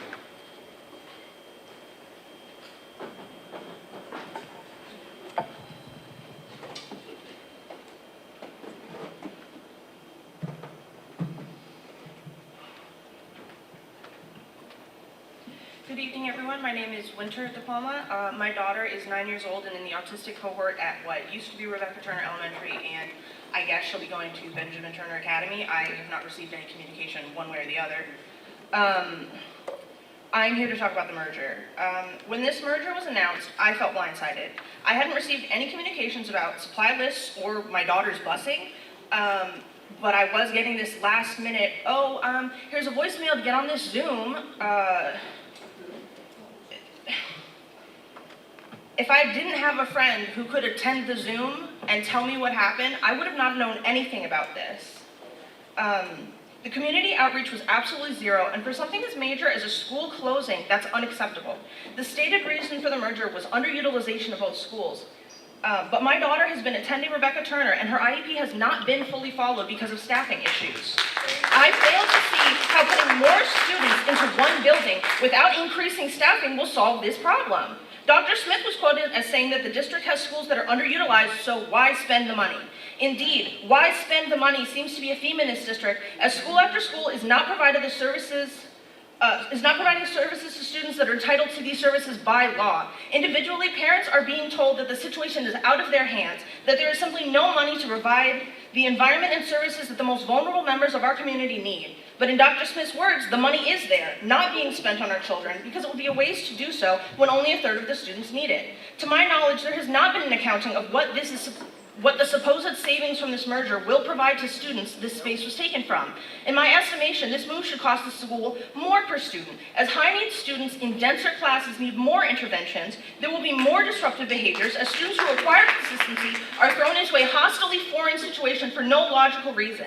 And as staffing, to my knowledge, has not been and will not be increased to do so, how will our children's safety and comfort be assured? Speaking personally, my daughter was moved to Rebecca Turner Elementary School from Grimes School because she left the school building and none of the staff knew for 45 minutes. She was not returned to the school until a parent in the community found her. I am grateful that my daughter was returned to me safely in that situation, and I have no assurance that that is not going to happen again in this merger. I'm sorry for getting emotional, but it's an emotional thing. There has been no assertion that our students will be safe in this merger. The presentation did not mention anything about the students who have increased needs. It was talking about how students will move independently through the school, but approximately a third of the students cannot move independently throughout the school. To be clear, my issue does not lie with the Sundown program. Those students deserve a free and appropriate public education just as much as any other student. The assurances I have heard tonight do not settle my fears. The presence of SROs are associated with increased judicial contact with children in the same vulnerable populations that they are supposed to be protecting with this merger. Secondarily, per the video presentation, I do not believe that allowing these special needs students to navigate the school independently is wise or safe. If a third of the moving students require enhanced supervision, why was that not mentioned in the presentation? Lastly, I'm deeply troubled by the hiring of these SROs when the district is still spread too thin when it comes to therapeutic support and educational staff. I am concerned that this is a forewarning of a turn to treating our most vulnerable community members, both the special needs children and the Sundown program, as problems and, sorry, I lost my spot. I am concerned that this is a forewarning of a turn to treating our most vulnerable community members as criminals and problems, rather than the cherished members of our families who deserve support and nourishment. That certainly has not seemed to be the district's priority up until now, and adding police rather than teachers and therapists is a troubling development in this direction. Please put this plan on hold until these concerns can be adequately addressed and our schools can be fully staffed with teachers and support. No, excuse me, I'm almost done. Until these schools can be fully staffed with the appropriate staffing. This plan is not beneficial for either disadvantaged group, and frankly, pitting them against each other as though there's no way we can adequately support both our special needs students and our Sundown program students is both disgusting and low. All of our children deserve better than they're being given today. Thank you for your time.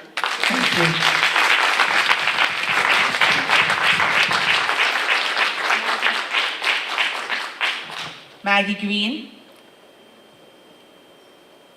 Maggie Green. Shelly Ann Colton. Mark Stuckey.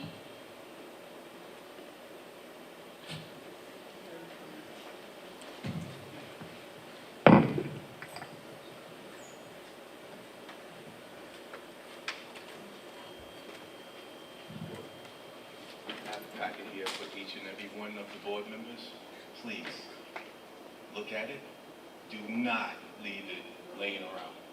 What's in here will help you, and it can hurt the individuals who this is pertaining to. So please, you want this information.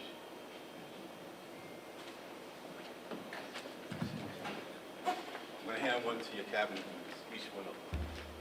Please take it.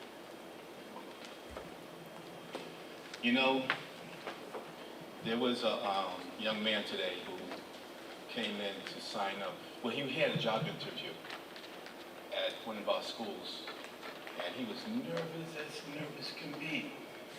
And what happened was, I walked by him, and I stopped, and I came back. And the young man, I said to him, "Are you nervous?" No, I said, first thing I said, "Are you here for a job interview?"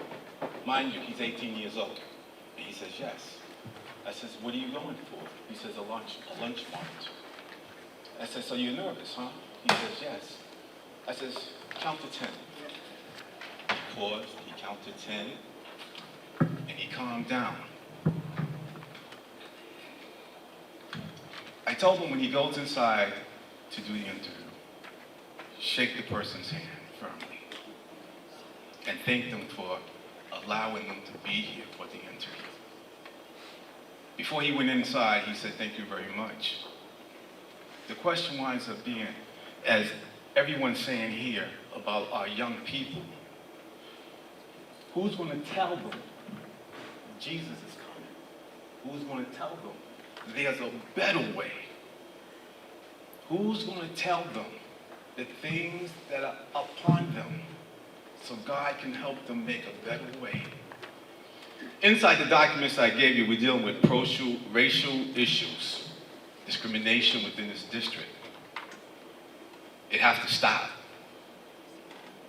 We had an employee within this district was threatened, who was wind up being pointed at with the phone in a violent manner.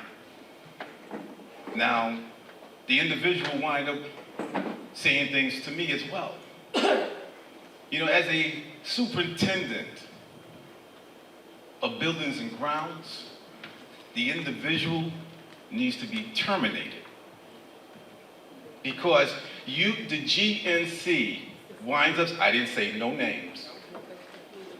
I didn't say a position. You didn't see the name, however you identified the position. I have to warn you that you cannot. Okay. It won't say it like again. It won't say it again. I will not say it again. Okay. Okay?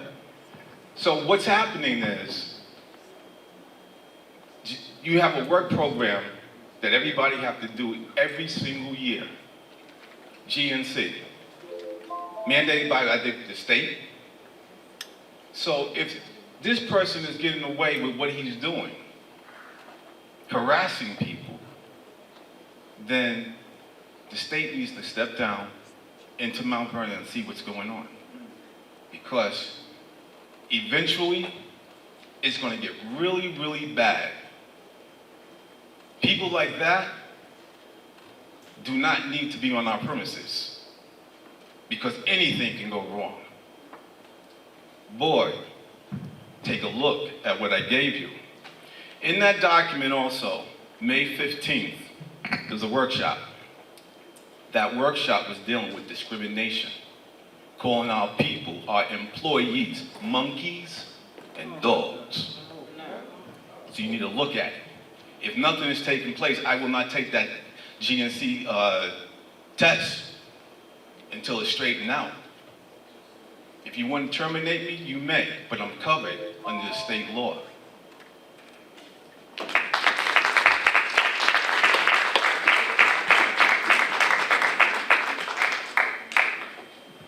Siobhan Frater?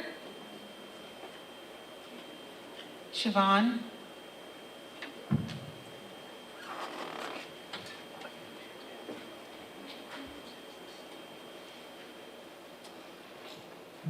Good afternoon, everybody. My name is Siobhan Frater. I live on 39. Oh, I'm sorry. Good afternoon, everybody.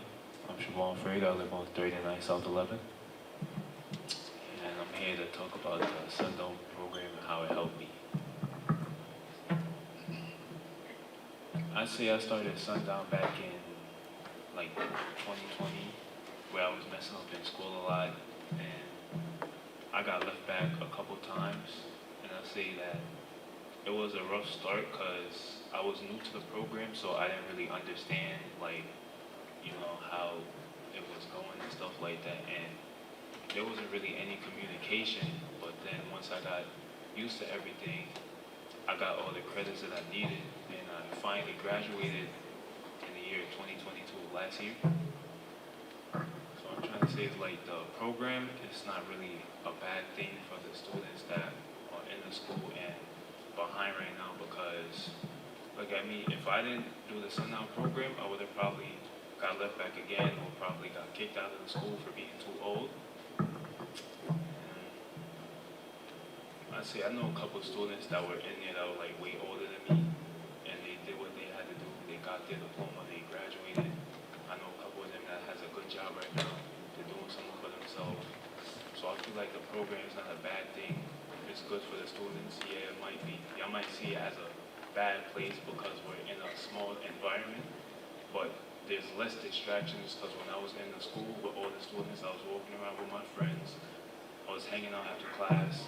But when I was in the Sundown program, I was by myself, doing what I had to do, getting my stuff done, getting my work together, getting my life together, doing what I got to do for myself and for my environment.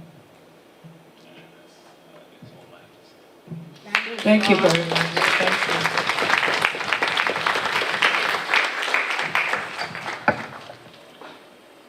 Mamadou Diallo?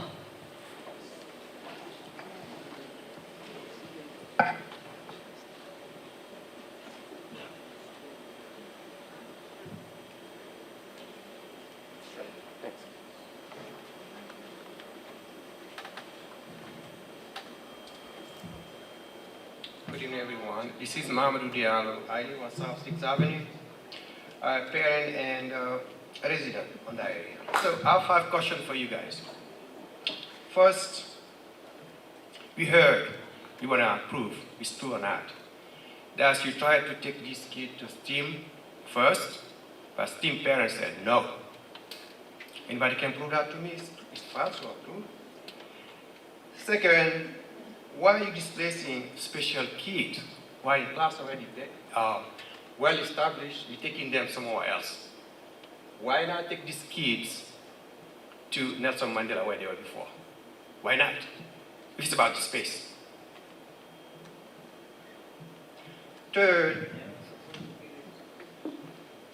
why do you think about those kids who are nonverbal, disabled? They cannot do anything about themselves without being helped. We just threw those kids among them and create confusion between us. Fourth, why did you decide to do this without consulting parents and residents of south side of the city? 5, could you prove me that you have no space somewhere else other than South Rebecca Elementary? Do you have other high school where they can go? Actually, one of our colleagues, said that Mandela School is there for them. Why don't we reopen that? Thank you. Thank you. Janelle Guy?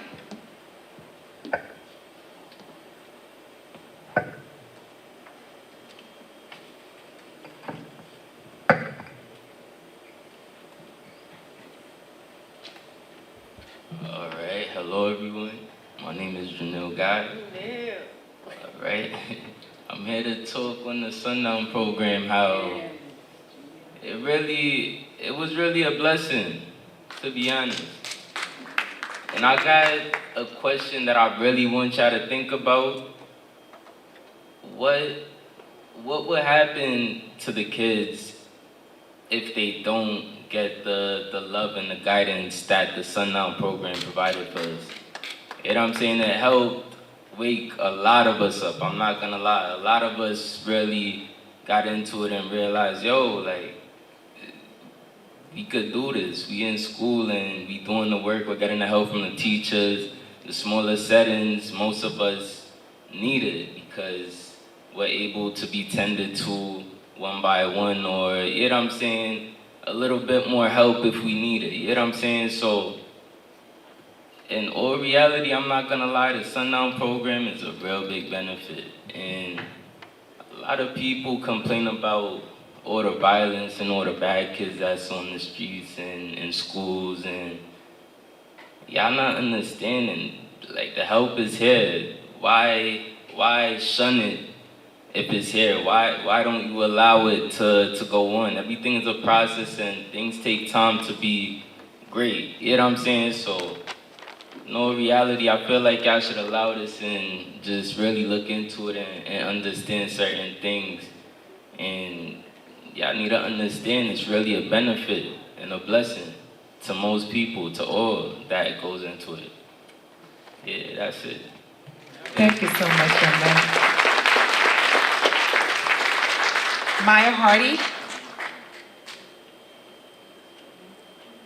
Maya Hardy. Ricardo Blake.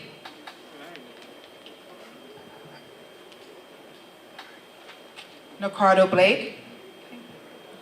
John Gallagher.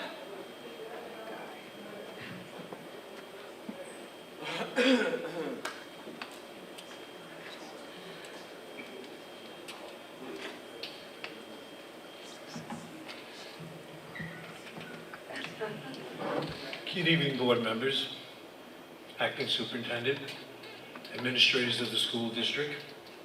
It's been a while since I got up here and spoke. Congratulations to the new leaders of the school board. I know you people are independent, and I hope to say that you will be independent in the future coming with all events that take place. Not like some people that have been influenced by people on this board. And if you don't believe there's politics in Mount Vernon, there's politics in Mount Vernon. There's politics in the school board. One of the components that's very important about this move, and it kind of stresses me too, is that we've known about this for quite some time. I've been in this district 45 years. I've been coming to school board meetings as the president of Concerned Property Owners for probably about 35 to 40, at least speaking at some additional years too. At one time, I know the school district had a student population over 10,000. We've known for the last several years that some of our buildings have not been utilized. Now, you as school board members, you're not going to make everybody happy. And I'm not here to give you a homily. Trust me, I'm not here to give you a homily like some people do. I'm here to tell you that one of the biggest components of this whole move or anything with the school district is, in case you don't know it, is the financing of it, the money. If you don't have money, you don't have a school district. Whether it's state aid, whether, I don't even want to use the word grants because we know what's going on there in the school district, and they should look in the city too, by the way, with grants that are going on. But it's property taxes, and a lot of the property owners here are kind of fed up with what's going on here with the tax increases. I've heard references as to why there shouldn't be any tax increases or why there should be tax increases.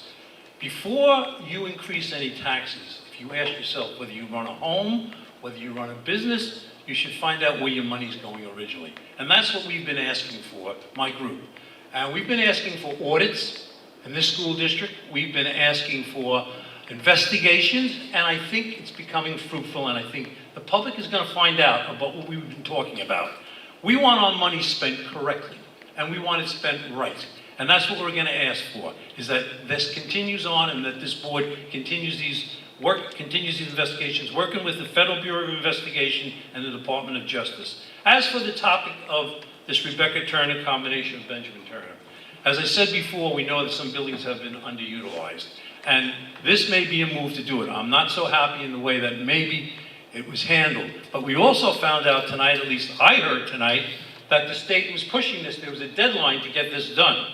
And I'm not saying that's an excuse for the parents of Benjamin Turner or Rebecca Turner with the school district. But in fact, if that's what's going to be done, should be done. Whether you call the Benjamin Turner, whether you call it the Sundown Program or the Alternative Program or the Nelson Mandela Program, I don't care what you call it, it's a program that has to work for these children, okay? Because a lot of these kids have been misguided, and this can help them. Now, as to where you're going to put it, as I said, you're not going to make everybody happy and whatnot. I look at the cost effective of it. Let's look at the cost effective. If you people have sat down, meaning all you board members and your administrators have sat down and looked at all the options that were there and have gone over that legitimately, then I would support what you people are going to do because you're independent. You're not beholden to any office in this city. You're not beholden to any political party. You're not beholden to any ethnic group. You're beholden to the students and to the taxpayers of Mount Vernon. By the way, a school district is two things. It's give our kids the best academic education you can at the lowest cost of property taxpayers. Of course you need teachers, of course you need a limited amount of administrators, and we need an administration budget that's a reasonable budget, but if you don't have taxpayers, you're not going to succeed anywhere. And you're losing people too in the fact that they're not believing in what's going on here. So do your job as fiduciary agents for the school district. I'll wrap it up. I respect other people's rights to talk. Thank you very much. Thank you.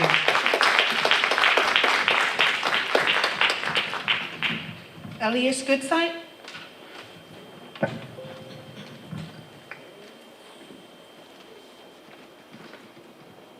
It's Old Home Week. I get to be up here with John Gallagher. I'm here today to speak on the Turner Educational Park. When we first renamed the programs at the buildings Turner, it was after a family that had lived in Mount Vernon for 300 years. And there was a swath of property called Turner Woods. And we renamed the building and the property the Turner Educational Park. And if you think about how the buildings were built, which was before we renamed them, there's no auditorium at the middle school, right? They were supposed to be administered together. We didn't put K-8 there because the whole thing was K-8, right? And I'm not sure where little kids are going to go at the middle school, and there are laboratories at the middle school, but we're going to build high school laboratories in the elementary school when we have laboratories in the middle school. Make sense? I'm concerned that you haven't thought through what this building was for. When we renamed the buildings, we were in a process of negotiating with St. Paul National Park site, the only national park site in the county of Westchester, to do local history conferences once a year. And if you look at the resolution that you never repealed, no one repealed it, renaming the program, we were going to have a national local history conference every year. And the purpose was for people, for children to feel that there was excellence in our local history. And it was an African American history, 300 years of African American history that we've never learned.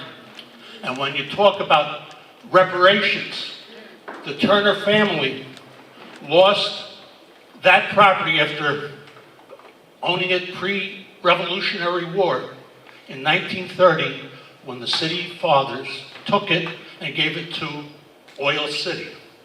That's the history of it. How do I know? Because Dr. Sproul is the city historian who told us that, right? Why? First of all, if we're going to do a program for children who have problems learning, I would suggest that they don't have the problems learning. It's the school district that has problems teaching them. And if we had the program right, we would figure out, you can look up at the ceiling. Right now I work for Andrews program in Yonkers that specializes in children who have had trauma-informed education. I am a specialist in doing that. I have an LCSW, that's a specialty. I would like to know who comes up with a sundowner name when you could come up with a name of excellence like Local History Conference, Educational Center, Excuse Turner me, Educational Mr. Park. Forsythe. Excuse me? Your time is up. If you could just wrap it up, please. If You know what? I would make a suggestion that you administer the program as a whole, that it's for all of the children, that you're not wasting money on labs when there's labs already there, that you figure out if the bathrooms fit. I remember when Grimes Elementary School opened and the first graders couldn't reach the urinals because they put it in the wrong level. I just wonder if our kids are going to be able to reach the urinals at the new elementary school. Thank you. Thank you. Have a good night.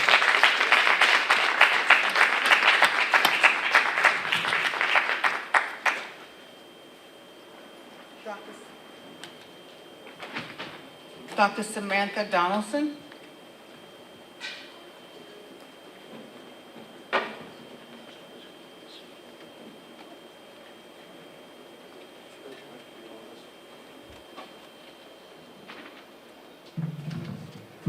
Good night, everyone. I'm Dr. Sam Donaldson. I am on the board of the Rebecca Turner PTA, and I am also on the board of the Kingsbridge Garden Neighborhood Association. We are here today to ask the board, we're asking the board to halt the process. We're asking that you halt the restructuring of Rebecca Turner.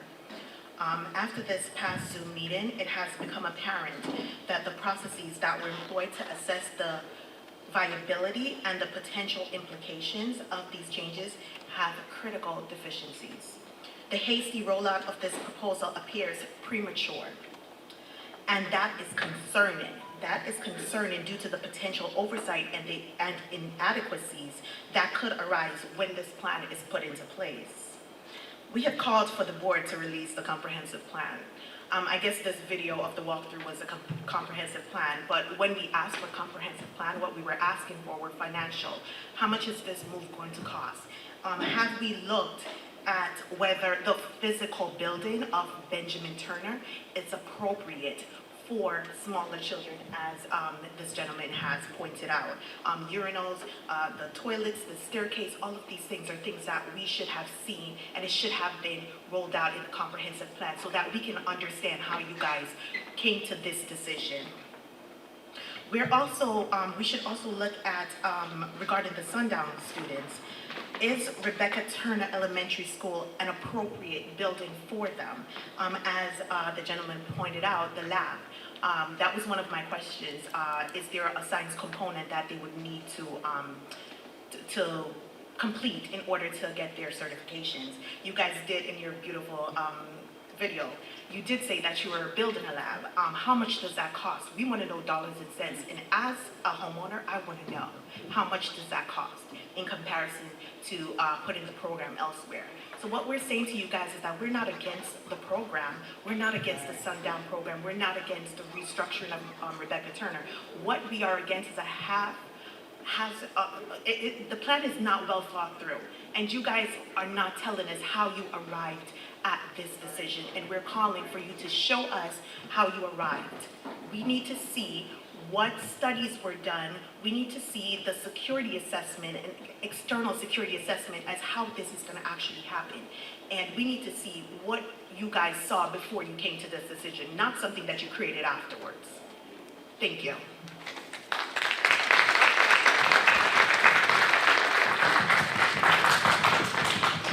Amaya Gomez.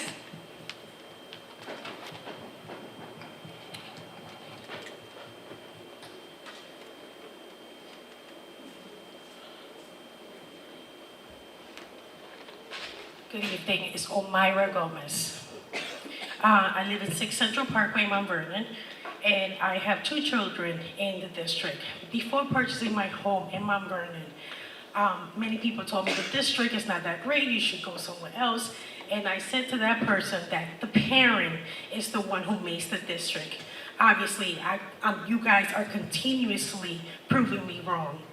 I have spoken to Dr. Galbaton many times. The lack of communication, the transparency, just what happened with Pennington and Ms. Henderson, how it was removed. She was removed without sharing information with us. There's all this changing happening, and we all know that the one thing that works for our kids is consistency, and yet you are not giving us that. If you would have asked us, I'm sure no one here is saying that we should not have the program. Nobody, we all want our kids, and as a parent, I would like for my kid to get a second chance if that was the case for me. But again, we are taking away from others to try to make sure that we do for a different group. Why can't we just look at everyone and make sure that everyone gets what they want? I was surprised to hear, not from anyone, I heard from my son's teacher about the Zoom meeting that was happening on Wednesday night. That's how I heard about it, and I wasn't able to attend. It concerned me when you said that there was going to be a fence around the playground, but yet you are going to keep some of our kids at Rebecca Turner, and you think that's what they should see, fences? No one is criminalizing any of the kids that are in the program, but you, at the beginning, because you're giving me this face that you didn't say that, you said very clearly there will be a fence around the playground. And that to me is alarming, that 3-, 4-year-olds are gonna see all these fences when they're supposed to just have a free will and be able to run around without worrying about what's happening. It seems like the theme here, because everyone that came up, I swear, I felt like they were just reading my thoughts. Talking about parent involvement. We are involved. We want to be part of the decision making, but you do not allow us to.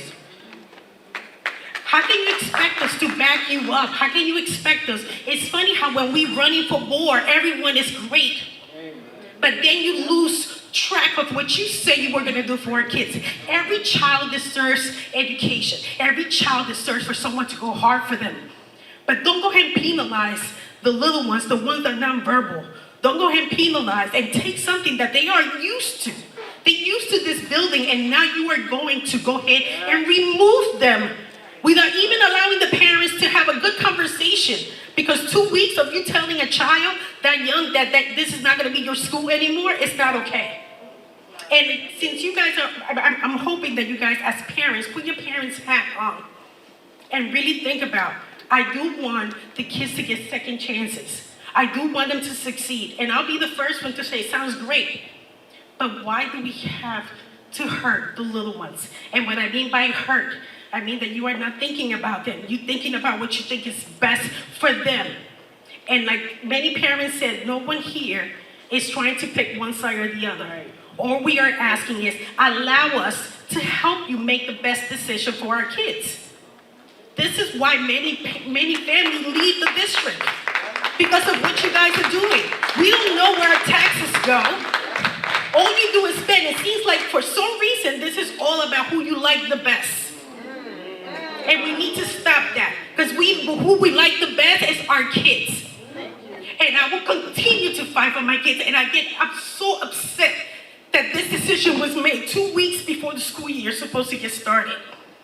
And it sounds, and I see faces, and all I see is you guys like, okay, yeah. They're just talking. And then what?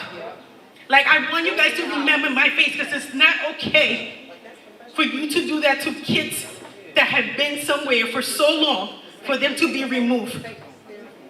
Have a good afternoon. Thank you.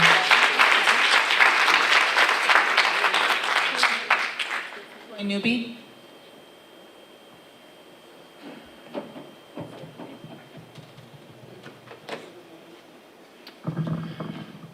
Greetings again, Dr. Kim Smith, Acting Superintendent, Board President Kerwin, trustees, cabinet member, parents, community. I'm not speaking as the principal of Rebecca Turner.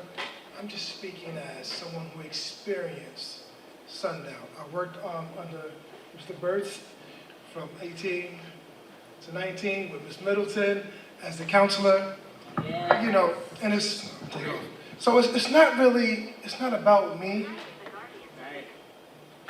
It's about the success of the kids. just seeing their faces, seeing them walk across the stage, defying those odds. And I've worked, like I said, from K to 12, just building relationships. I've never had a student in Mandela, which is now Sundown, disrespect me. Not because they're scared of me or I'm intimidating, it's because I spoke to them. I built a relationship with them, with their families.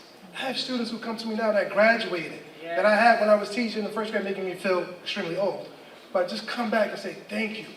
Appreciating what I did for them, and just loving them the way they need to be loved. Because they are just children who deserve an opportunity to be great. So the theme was in our retreat, going from good to great. In this district, we have some amazing students. Amazing. Yeah. Amazing students that have so much potential. So I don't want to try to persuade this and do that. I'm just speaking from the heart. I didn't write the speech. I'm just speaking from the heart that I love to be a servant to the families and children of Mount Vernon. And that's it. Thank you. Thank you. Dr. Marie Gaviton.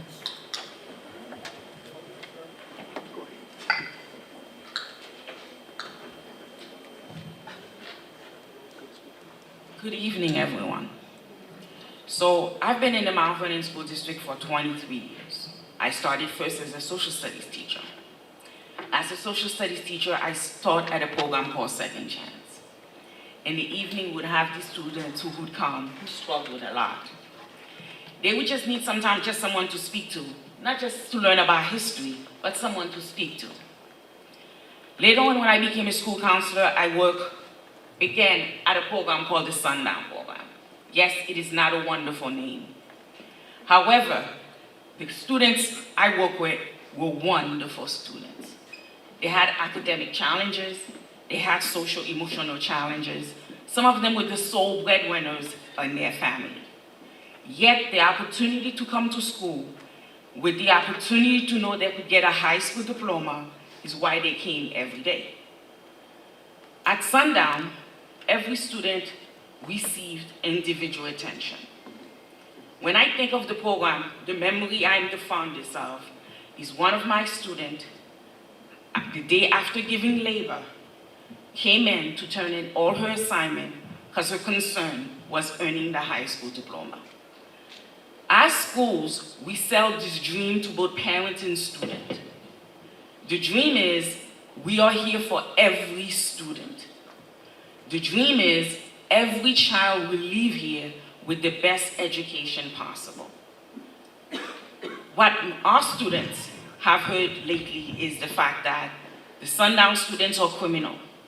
They're going to start smoking at the Rebecca Turner neighborhood. In reality, many of them live in the Rebecca Turner neighborhood on the south side.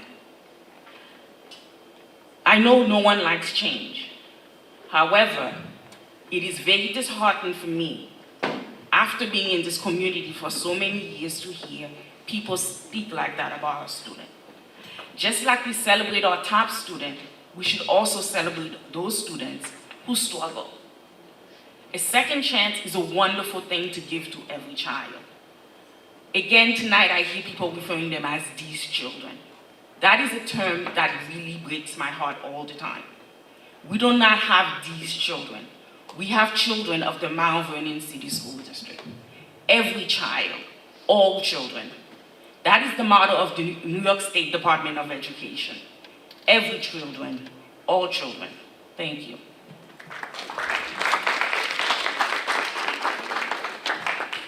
Okay, and that ends our public comments.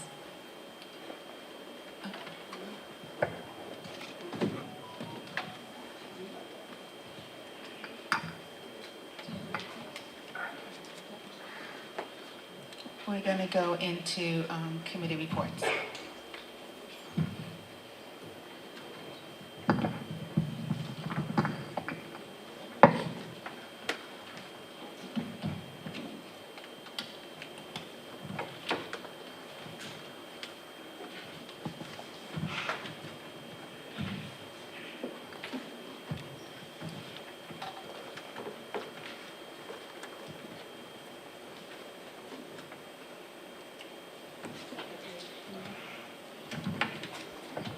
sorry, we will have committee reports. So I'm going to start to my right.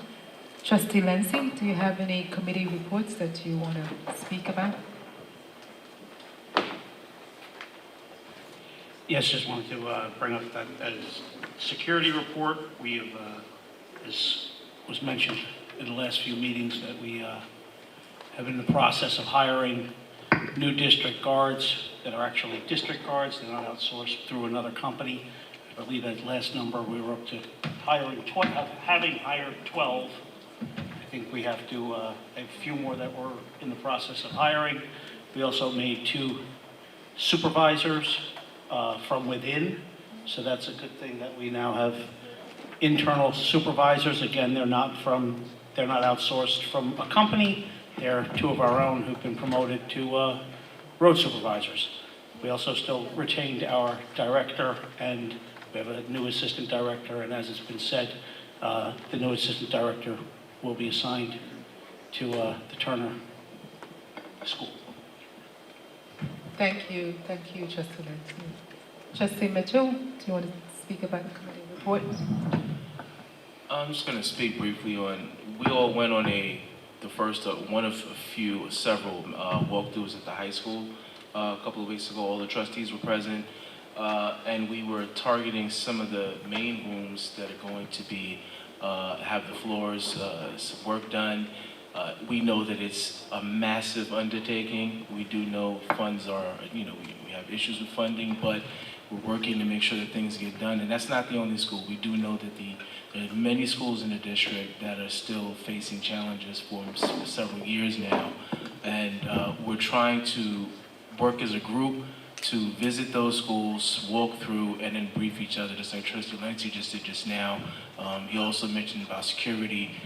We were talking about security, for instance, for Rebecca Turner and for, our schools in general, keeping up, making sure equipment is working, x-ray machines, metal detectors. So we're in contact with our securities director, Dennis Fagan. I've been talking to him. So is Trustee Lindsay. We're going to stay on target with that so that we can keep pushing to be ready for the first day of school. I don't have anything else for them. Right, that's it. Thank you. Trustee White, do you have any committee report? Yes.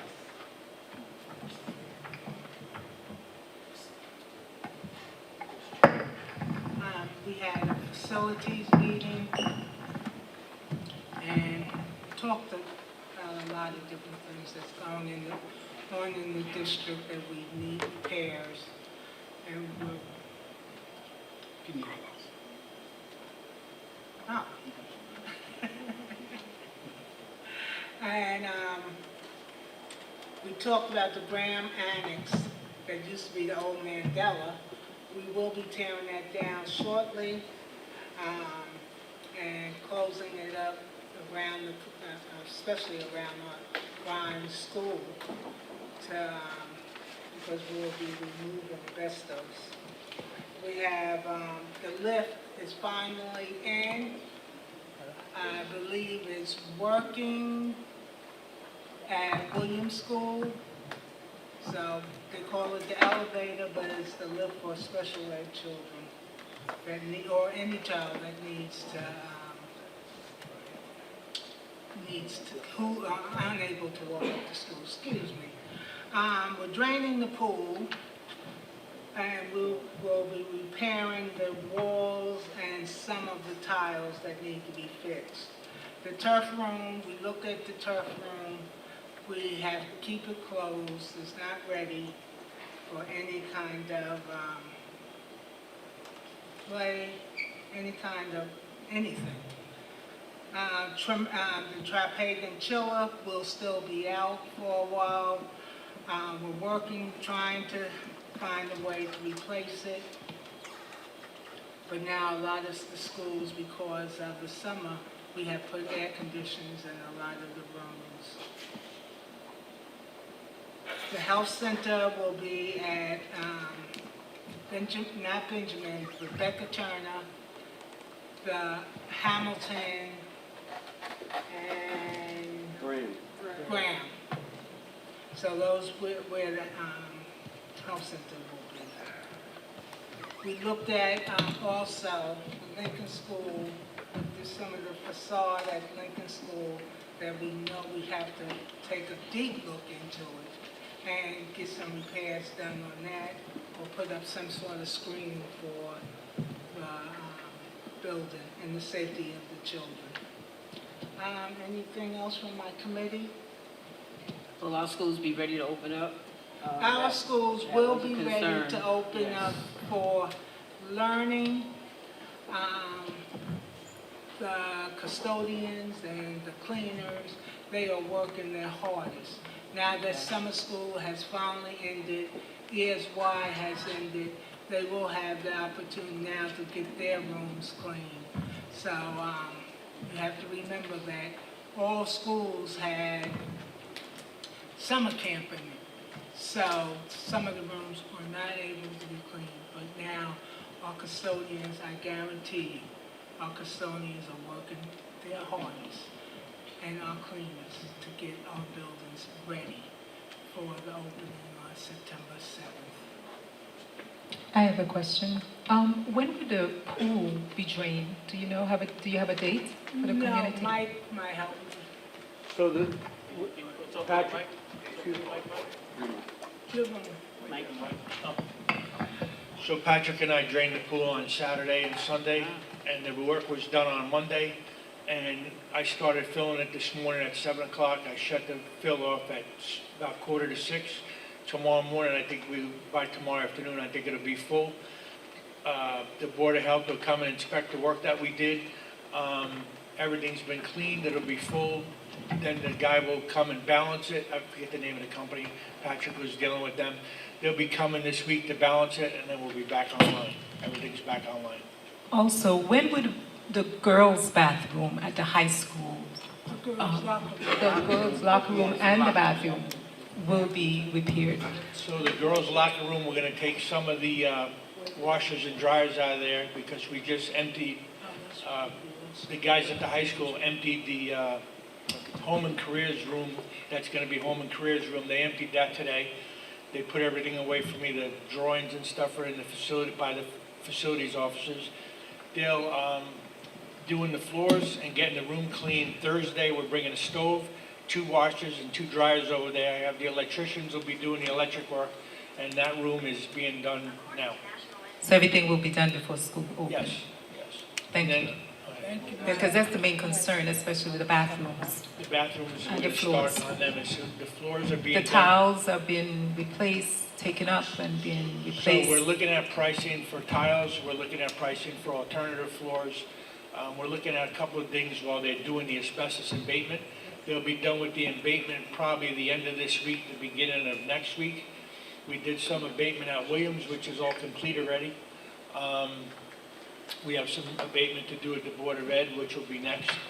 What else can I tell you? The high school in school. particular.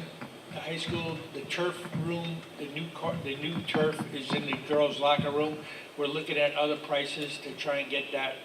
We got that price way down. We're looking to get it down even further. And we're moving We're along. ready to go. We're on track? Yes. Okay, Can I thank you have- so much. Can I have a quick question, Mr. Ragusa? Regarding the girls' locker room at the high school, we had a parent speak on it, and I know I had mentioned, I communicated that that was an issue. We shared pictures, we've seen it. Do we have anything slated for how we're going to get that girls' locker room back into something that we are proud of again? I know you mentioned that the new turf is in the girls' locker room. So we know that the girls' locker room is being used as a storage facility for desks, chairs, turf, and then we've also got, broken, the toilets are out of order and things like that. And I know we did walk through, and I want to mention again during that walkthrough, we targeted a lot of bathrooms, a lot of stalls that we're moving to get fixed. So do we have an agenda for the girls' locker room at the high school? So we don't have an agenda yet because last week is my first week of seeing it because I've been doing other projects. When we did the walkthrough, we mentioned it. I went back, I looked at it. We're going to get, the girls' locker room was a storage room during the pandemic. And they had just, Franklin and all those guys had just gotten it all cleared out. and then we started to do the turf room, and the washers and dryers are in there. We were looking for a place to put them. Now we found a place to put some of them. We may put some in the girls' locker room and the boys' locker room later on and hook them up. This way they can wash whatever they need to do. This way to use them. And we're gonna look into, once the turf room is done, we should be able to get everything out of there. Thank you. Thank you.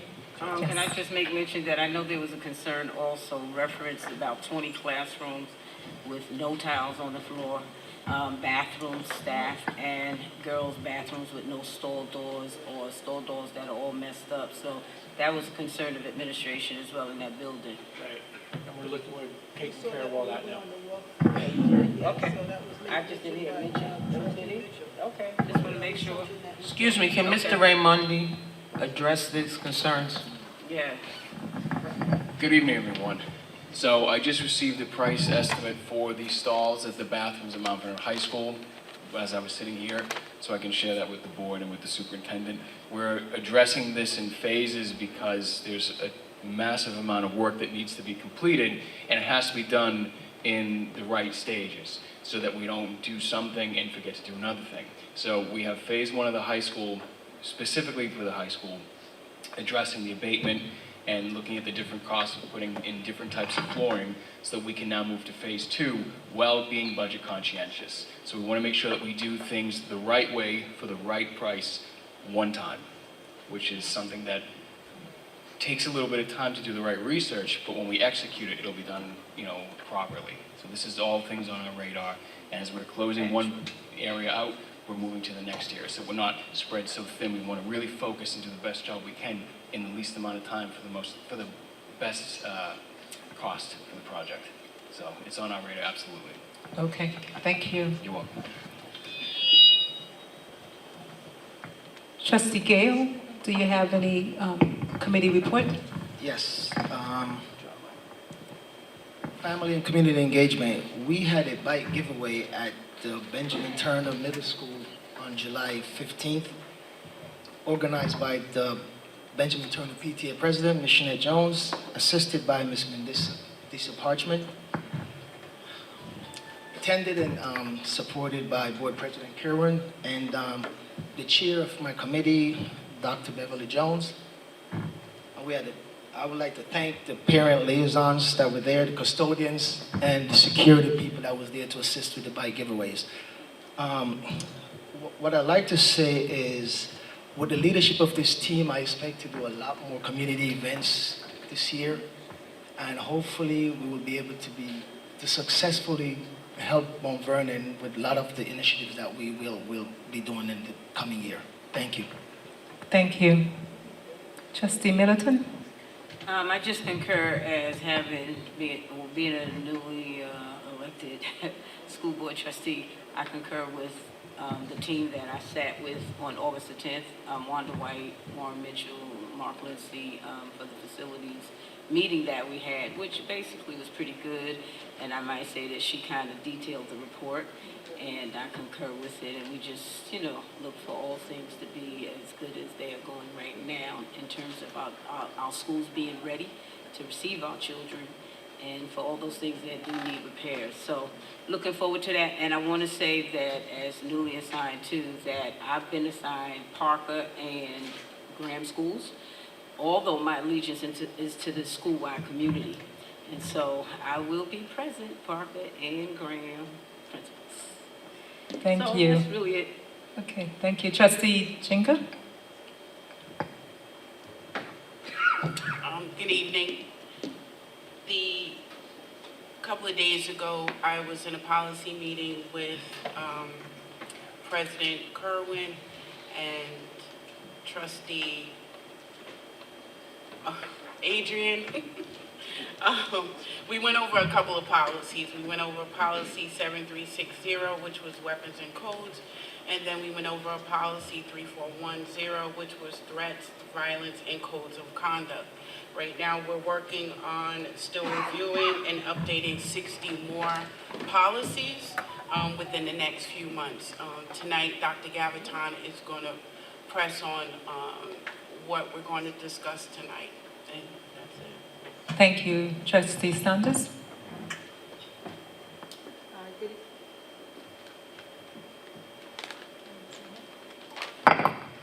Hi, good evening. On August 12th, I attended we have a new IDA committee, Industrial Development Committee for the school district. So I attended a meeting with the mayor and the controller, and the tax assessor was on vacation that day. And there was a presentation by a company that's going to build a pilot project at Mount Vernon at 115 South McQuestion Parkway. That'll be putting 315 units in that building, which is a pilot, which means that they're not going to be paying taxes. So Trustee Orville Gale and I will be heading that committee in the future, and you'll have more information on that project in the future. Secondly, I'd like to talk about the entrepreneurship program I have with Dr. Pauline Pierce at Mount Vernon High School, and also Mr. Simmons that's sitting right here. We have been working in conjunction with Iona University, Professor Lisa Yokovich. She provided us with a, what do you guys call it? Yeah. Well, she gave us a blueprint on what they're going to do for the entrepreneurship program. So we're looking to work with her in the future. We worked with her in the past last year. If you don't remember, we had a Shark Tank with Noel Campbell when he was in that seat, and we did very well. Now, I don't know, I saw the emblems on those jackets. I don't know if those were the new, because we did a new mascot. I don't know if those were they? Do you know? I couldn't see. Okay, but I have to follow up on that. So we have new mascots because the Shark Tank winner did change the mascot. So that's that on that. Secondly, I just want to mention, I have 3 grandchildren at Rebecca Turner. And 2 of them would be going to the 5th grade at Benjamin, and one of them would have been staying there. So, you know, some of us are impacted by that move. May have been a little abrupt, but, you know, we have to do what we have to do. And just want to make sure that your voices were heard. One more thing. I have something to say, but I think that's it. Oh, you know what? I think I'm going to be the trustee for the new Rebecca Turner School because they didn't have any representation at the high school from what I see. You know, I know there was a PTA at the high school, but I don't think I don't believe that they represented that population of students. So I'm going to take it upon myself to represent that population of students at the Rebecca Turner Academy. And if any other trustees want to assist me with that, I'm welcome, but I think we need to help them, lift them, and get them on their feet, okay? That's all I have.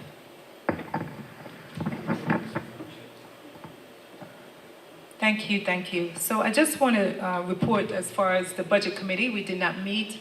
However, in the last meeting, I did say that the city will send us money from the $11.7 million that was owed.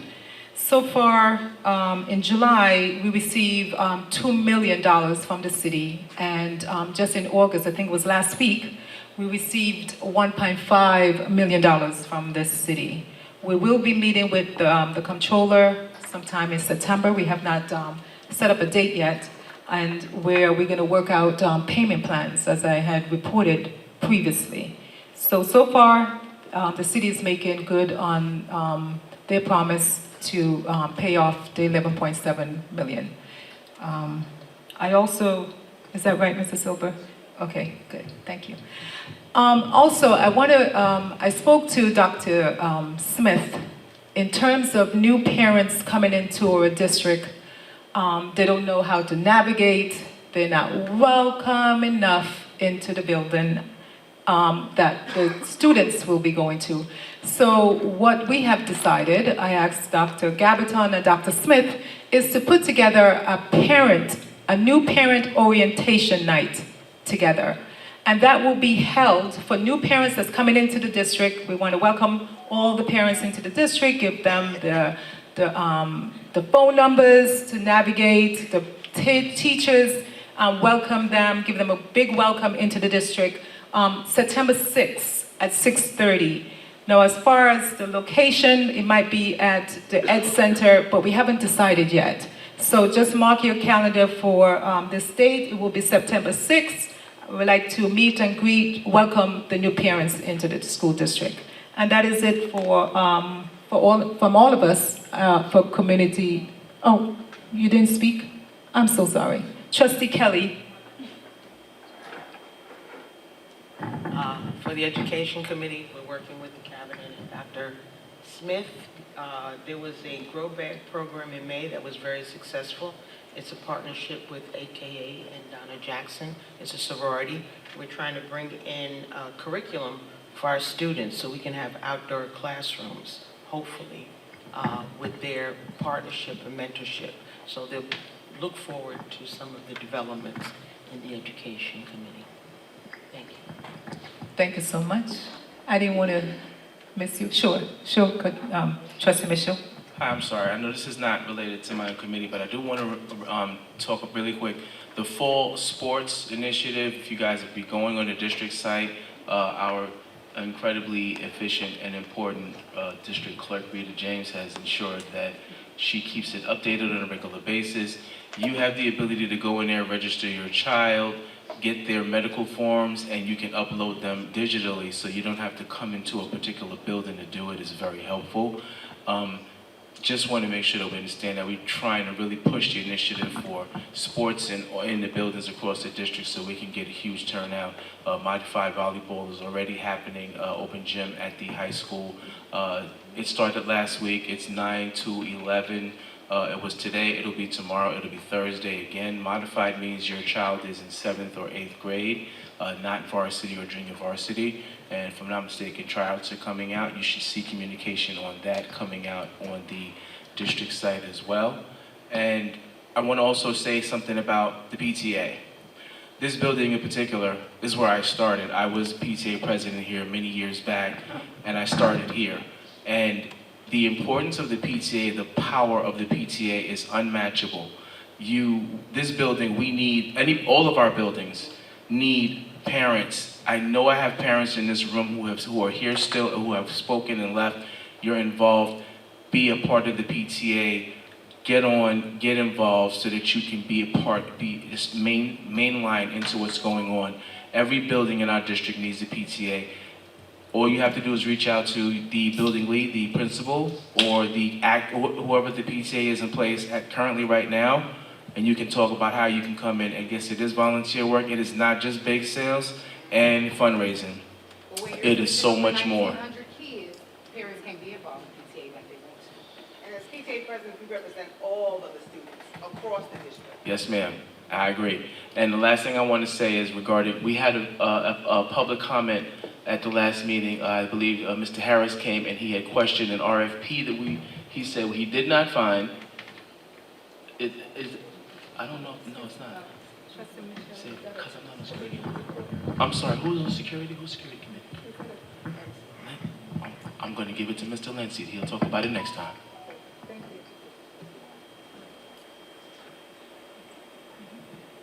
Okay, do we have old business? And we go on to our resolutions. Okay.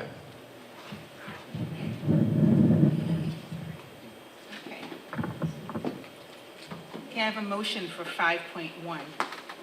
Authorization to rescind June 6, 2023 vote to approve the tenure appointment of employee number 4048 and approve the attached agreement and release.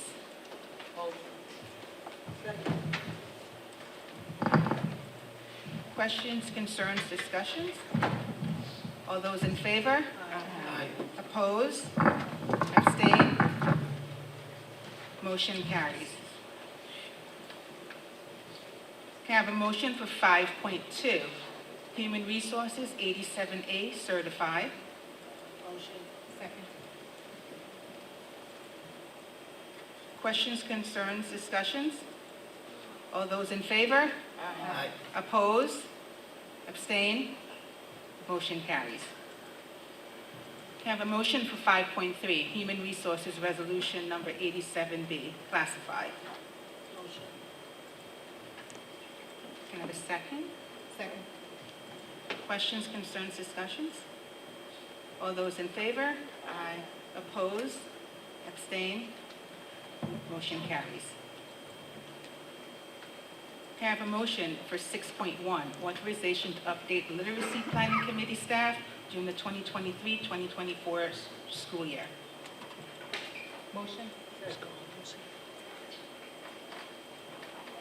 Questions, concerns, discussions?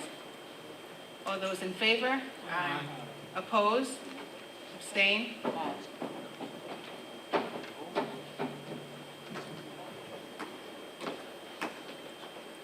Motion carries. Can I have a motion for 7.1, authorization to approve additional staff for the 2023 summer school programs? Second, I have a question. Questions, concerns? Wait, I have one motion. Could I have a second? I second it. Who's that? So this is additional summer school staff, and my only question is the timing. We're already in the middle of August. Is this additional staff that has been working in our buildings before this point?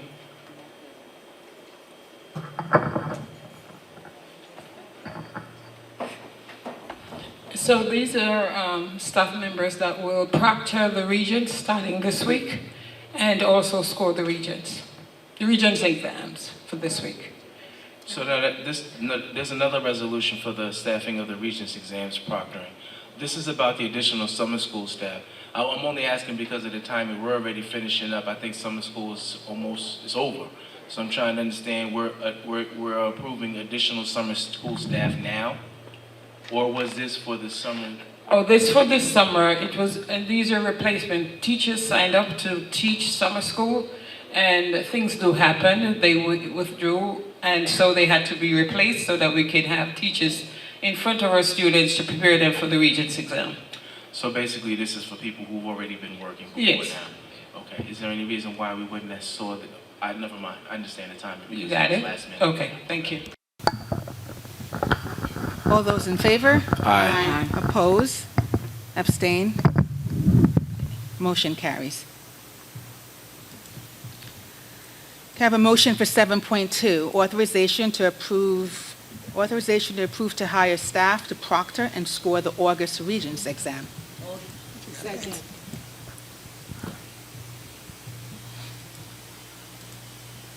Questions, concerns, discussions? All those in favor? Aye. Oppose? Abstain? Motion carries. Can I have a motion for 7.3, authorization to update the Mount Vernon City School District Parents' Bill of Rights for data privacy and security? Second. Second? I seconded. I have a question. Okay, who's the first? Kelly? Okay. Questions, concerns, discussions? I have a question. Okay. Is there a very simple version explanation as to what this Parents' Bill of Rights for data privacy and security is that we can?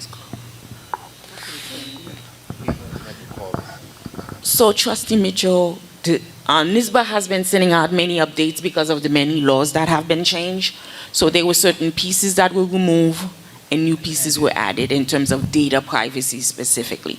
For example, if we have a student who misuses a computer, parents sign for it. So it also makes sure that the parent is liable when that, whatever the child puts in it, destroys the school computer. So that was added into it as well. So there were clarification made. So just to be forewarned, New York State has had many changes since COVID. So many of our bills, for example, along with the parents' bill, the data privacy bill is also going to be changed because there have been new pieces added to it. Okay. And will this be on the district site available? Yes, once it's approved, once anything is approved, then it is available on the website. Sounds good. Thank you. All those in favor? Aye. Oppose? Abstain? Motion carries. Can I have a motion for 7.4, authorization to declare computer network equipment unusable and obsolete for the purpose of discard? Motion. Second. Questions, concerns? I have a question. Discussions.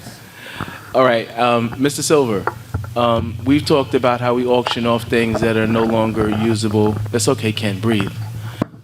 All right, so we've talked about in the past how we auction off things that the district can no longer use just so we can try to cut ties, make anything that we can get. I'm understanding this particular resolution says that we weren't able to auction any of this 800 plus pieces of equipment to anyone to gain any dollars back, yes? My understanding from Mr. Ramirez is that this equipment is not saleable, that it's old, it's in disrepair, or it's broken, and that we have no choice here but that. And just be assured, when we possibly can, we do auction these things off to get whatever we can, just like we did with the metal shop equipment. Thank you. All those in favor? Aye. Oppose? Abstain? Motion carries. Can I have a motion for 8.1, authorization for additional summer work for Tiana Hawkins, special education instructional coach? Motion. I need a second. Second. Okay. Questions, concerns, discussions? All those in favor? Aye. Oppose? Abstain? Motion carries. Can I have a motion for 8.2, authorization to hire and pay Dr. Cisello, Director of E&L and World Language, for additional overtime hours during the month of July and August 2023, supporting our bilingual families, registering during the summer registration? Motion. Can I have a second?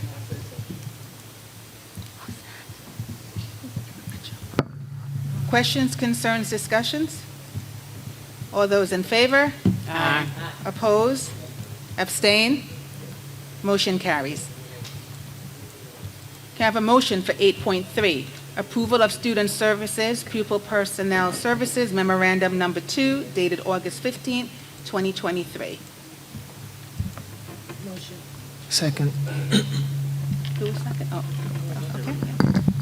Questions, concerns, discussions? All those in favor? Aye. Oppose? Abstain? Motion carries. Can I have a motion for 9.1, authorization to extend bid number 2020-21-01, electrical installation and repair services contract to Delta Electric, Inc. from July 1st, 2023 through June 30th, 2024? Second.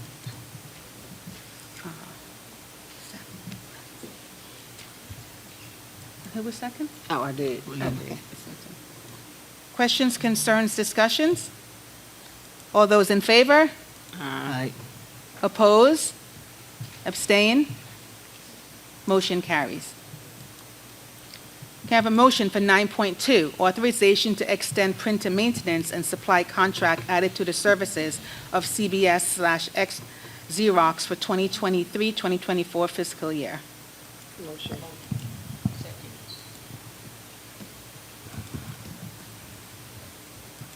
Questions, concerns, discussions? All those in favor? Aye. Oppose? Abstain? Motion carries. Can I have a motion for 9.3, authorize a contract for business operations and finance consult services to Bruce H. Singer? Motion. Second. Second. Questions, concerns, discussions? All those in favor? Aye. Oppose? Abstain? Motion carries. Can I have a motion for 10.1, approval of training for Mount Vernon High School safety officers in August 2023? Motion. Second. Who was second? I did. Me again. Okay. Yes, I have a question also. Questions, concerns, discussions? Okay, so just so I'm understanding, for clarity, this is training for high school security guards? Only, right? Is there anybody that can explain? Yes, Mr. Ramundi, can you talk to us about what this training would consist of, considering and why it's strictly for the high school? Sure. So this was something that Dr. Pierce contacted me about, where with coming into Mount Vernon High School and creating the new Mount Vernon High School with the climate and the culture and the needs of the building, This was something she felt that was important based off all the feedback she received from safety officers there, students, teachers, and some community members, that she wanted to roll out the year the right way to address needs specifically geared towards Mount Vernon High School. And so this is in conjunction with the Director of Security herself. She does, team building workshops, SEL training, de-escalation, and it comes out of already budgeted funds for services such as that. So it's no additional cost to the district, but I mean, after having a conversation with her and working there for the better part of the year, it makes sense because it's hyper-specific training to the needs of Mount Vernon High School versus a generalized training, which all officers will receive, but they'll just be that much more trained in the areas they need to address. All security officers will eventually get trained. All security officers get trained throughout the year. They're trained through BOCES. It's a state requirement so that we stay in compliance and the officers are in the know. This is specific to Mount Vernon High School, so they'll be getting additional training based on their own individual needs. So in my opinion, seeing what the work is and what work needs to be done, it's a good move. Yeah, it's a good move. No, I'm finished. All those in favor? Aye. Oppose? Abstain? Motion carries. Can I have a motion for 11.1? Approve settlement agreement between the Mount Vernon City School District and the City of Mount Vernon Industrial Development Agency. Motion. Second.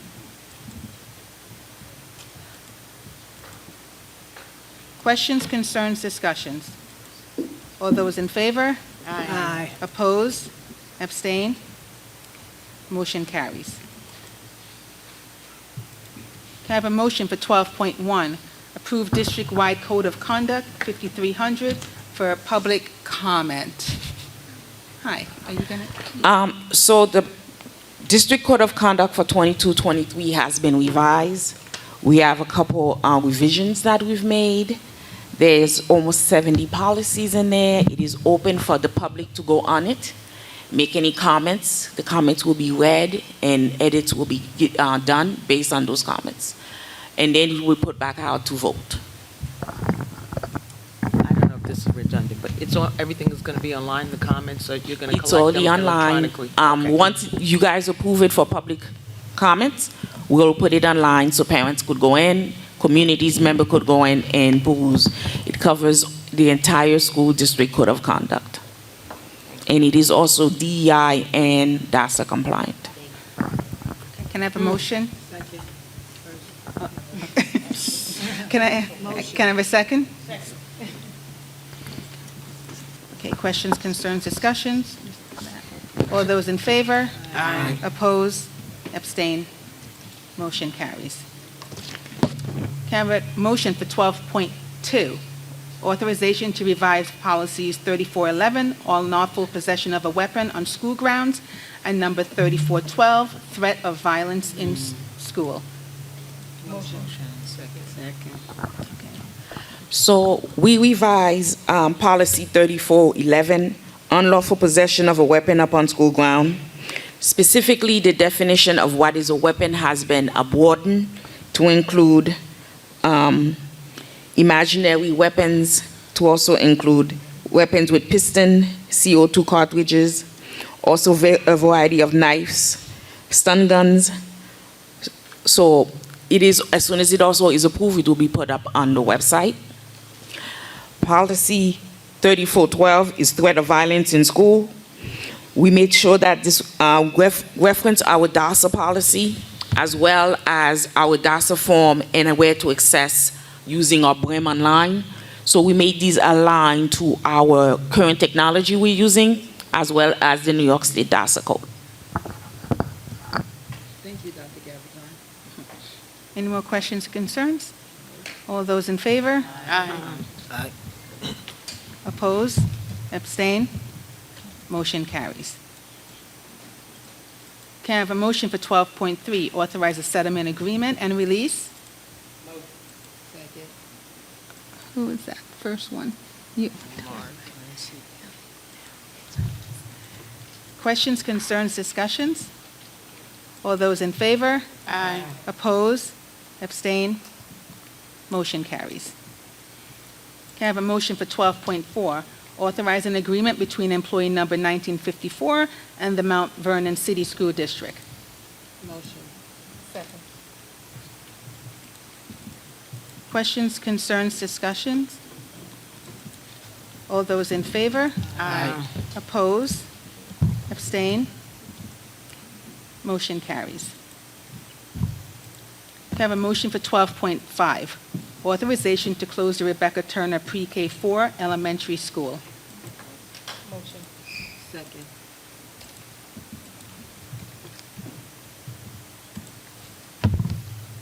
Questions, concerns, discussions? All those in favor? I had a quick question, but this is basically to move forward with the closing and moving and renaming or reopening of the whole, everything that we talked about this evening with parents and everything from the Zoom meeting last week, correct? Correct.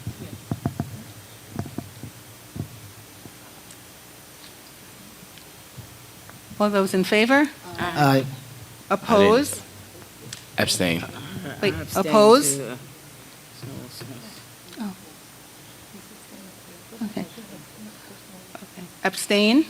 Abstain. Okay. Middleton, and who else abstained? Mitchell. Mitchell? And Lindsay, I think.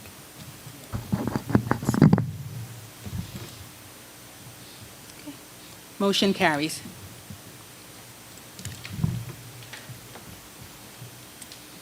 Can I have a motion for 12.6, authorization to open a new school? Second. Questions, concerns, discussions? All those in favor? Aye. Oppose? Abstain? Yes, that Okay. in turn abstain. Okay. Abstain, who abstained? Mitchell? Abstain. Okay.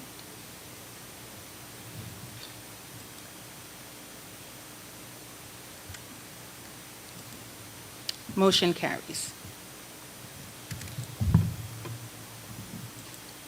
Can I have a motion for 12.7, authorization to open pre-K programs at Rebecca Turner Academy?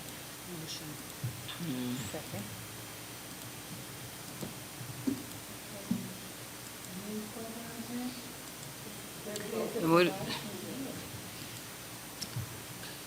Questions, concerns, discussions? All those in favor? Aye. Oppose? Abstain? Motion carries. Can I have a motion for 12.8, registration and consolidation of school building? Motion. Second. Questions, concerns, discussions? All those in favor? Aye. Oppose? Abstain? Motion carries.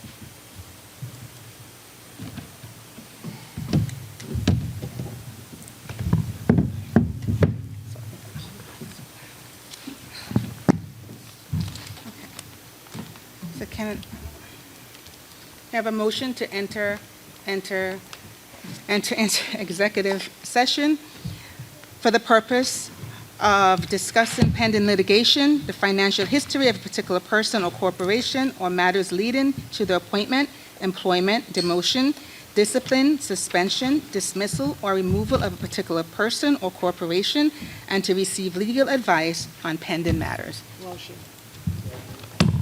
Okay. Questions, concerns, discussions?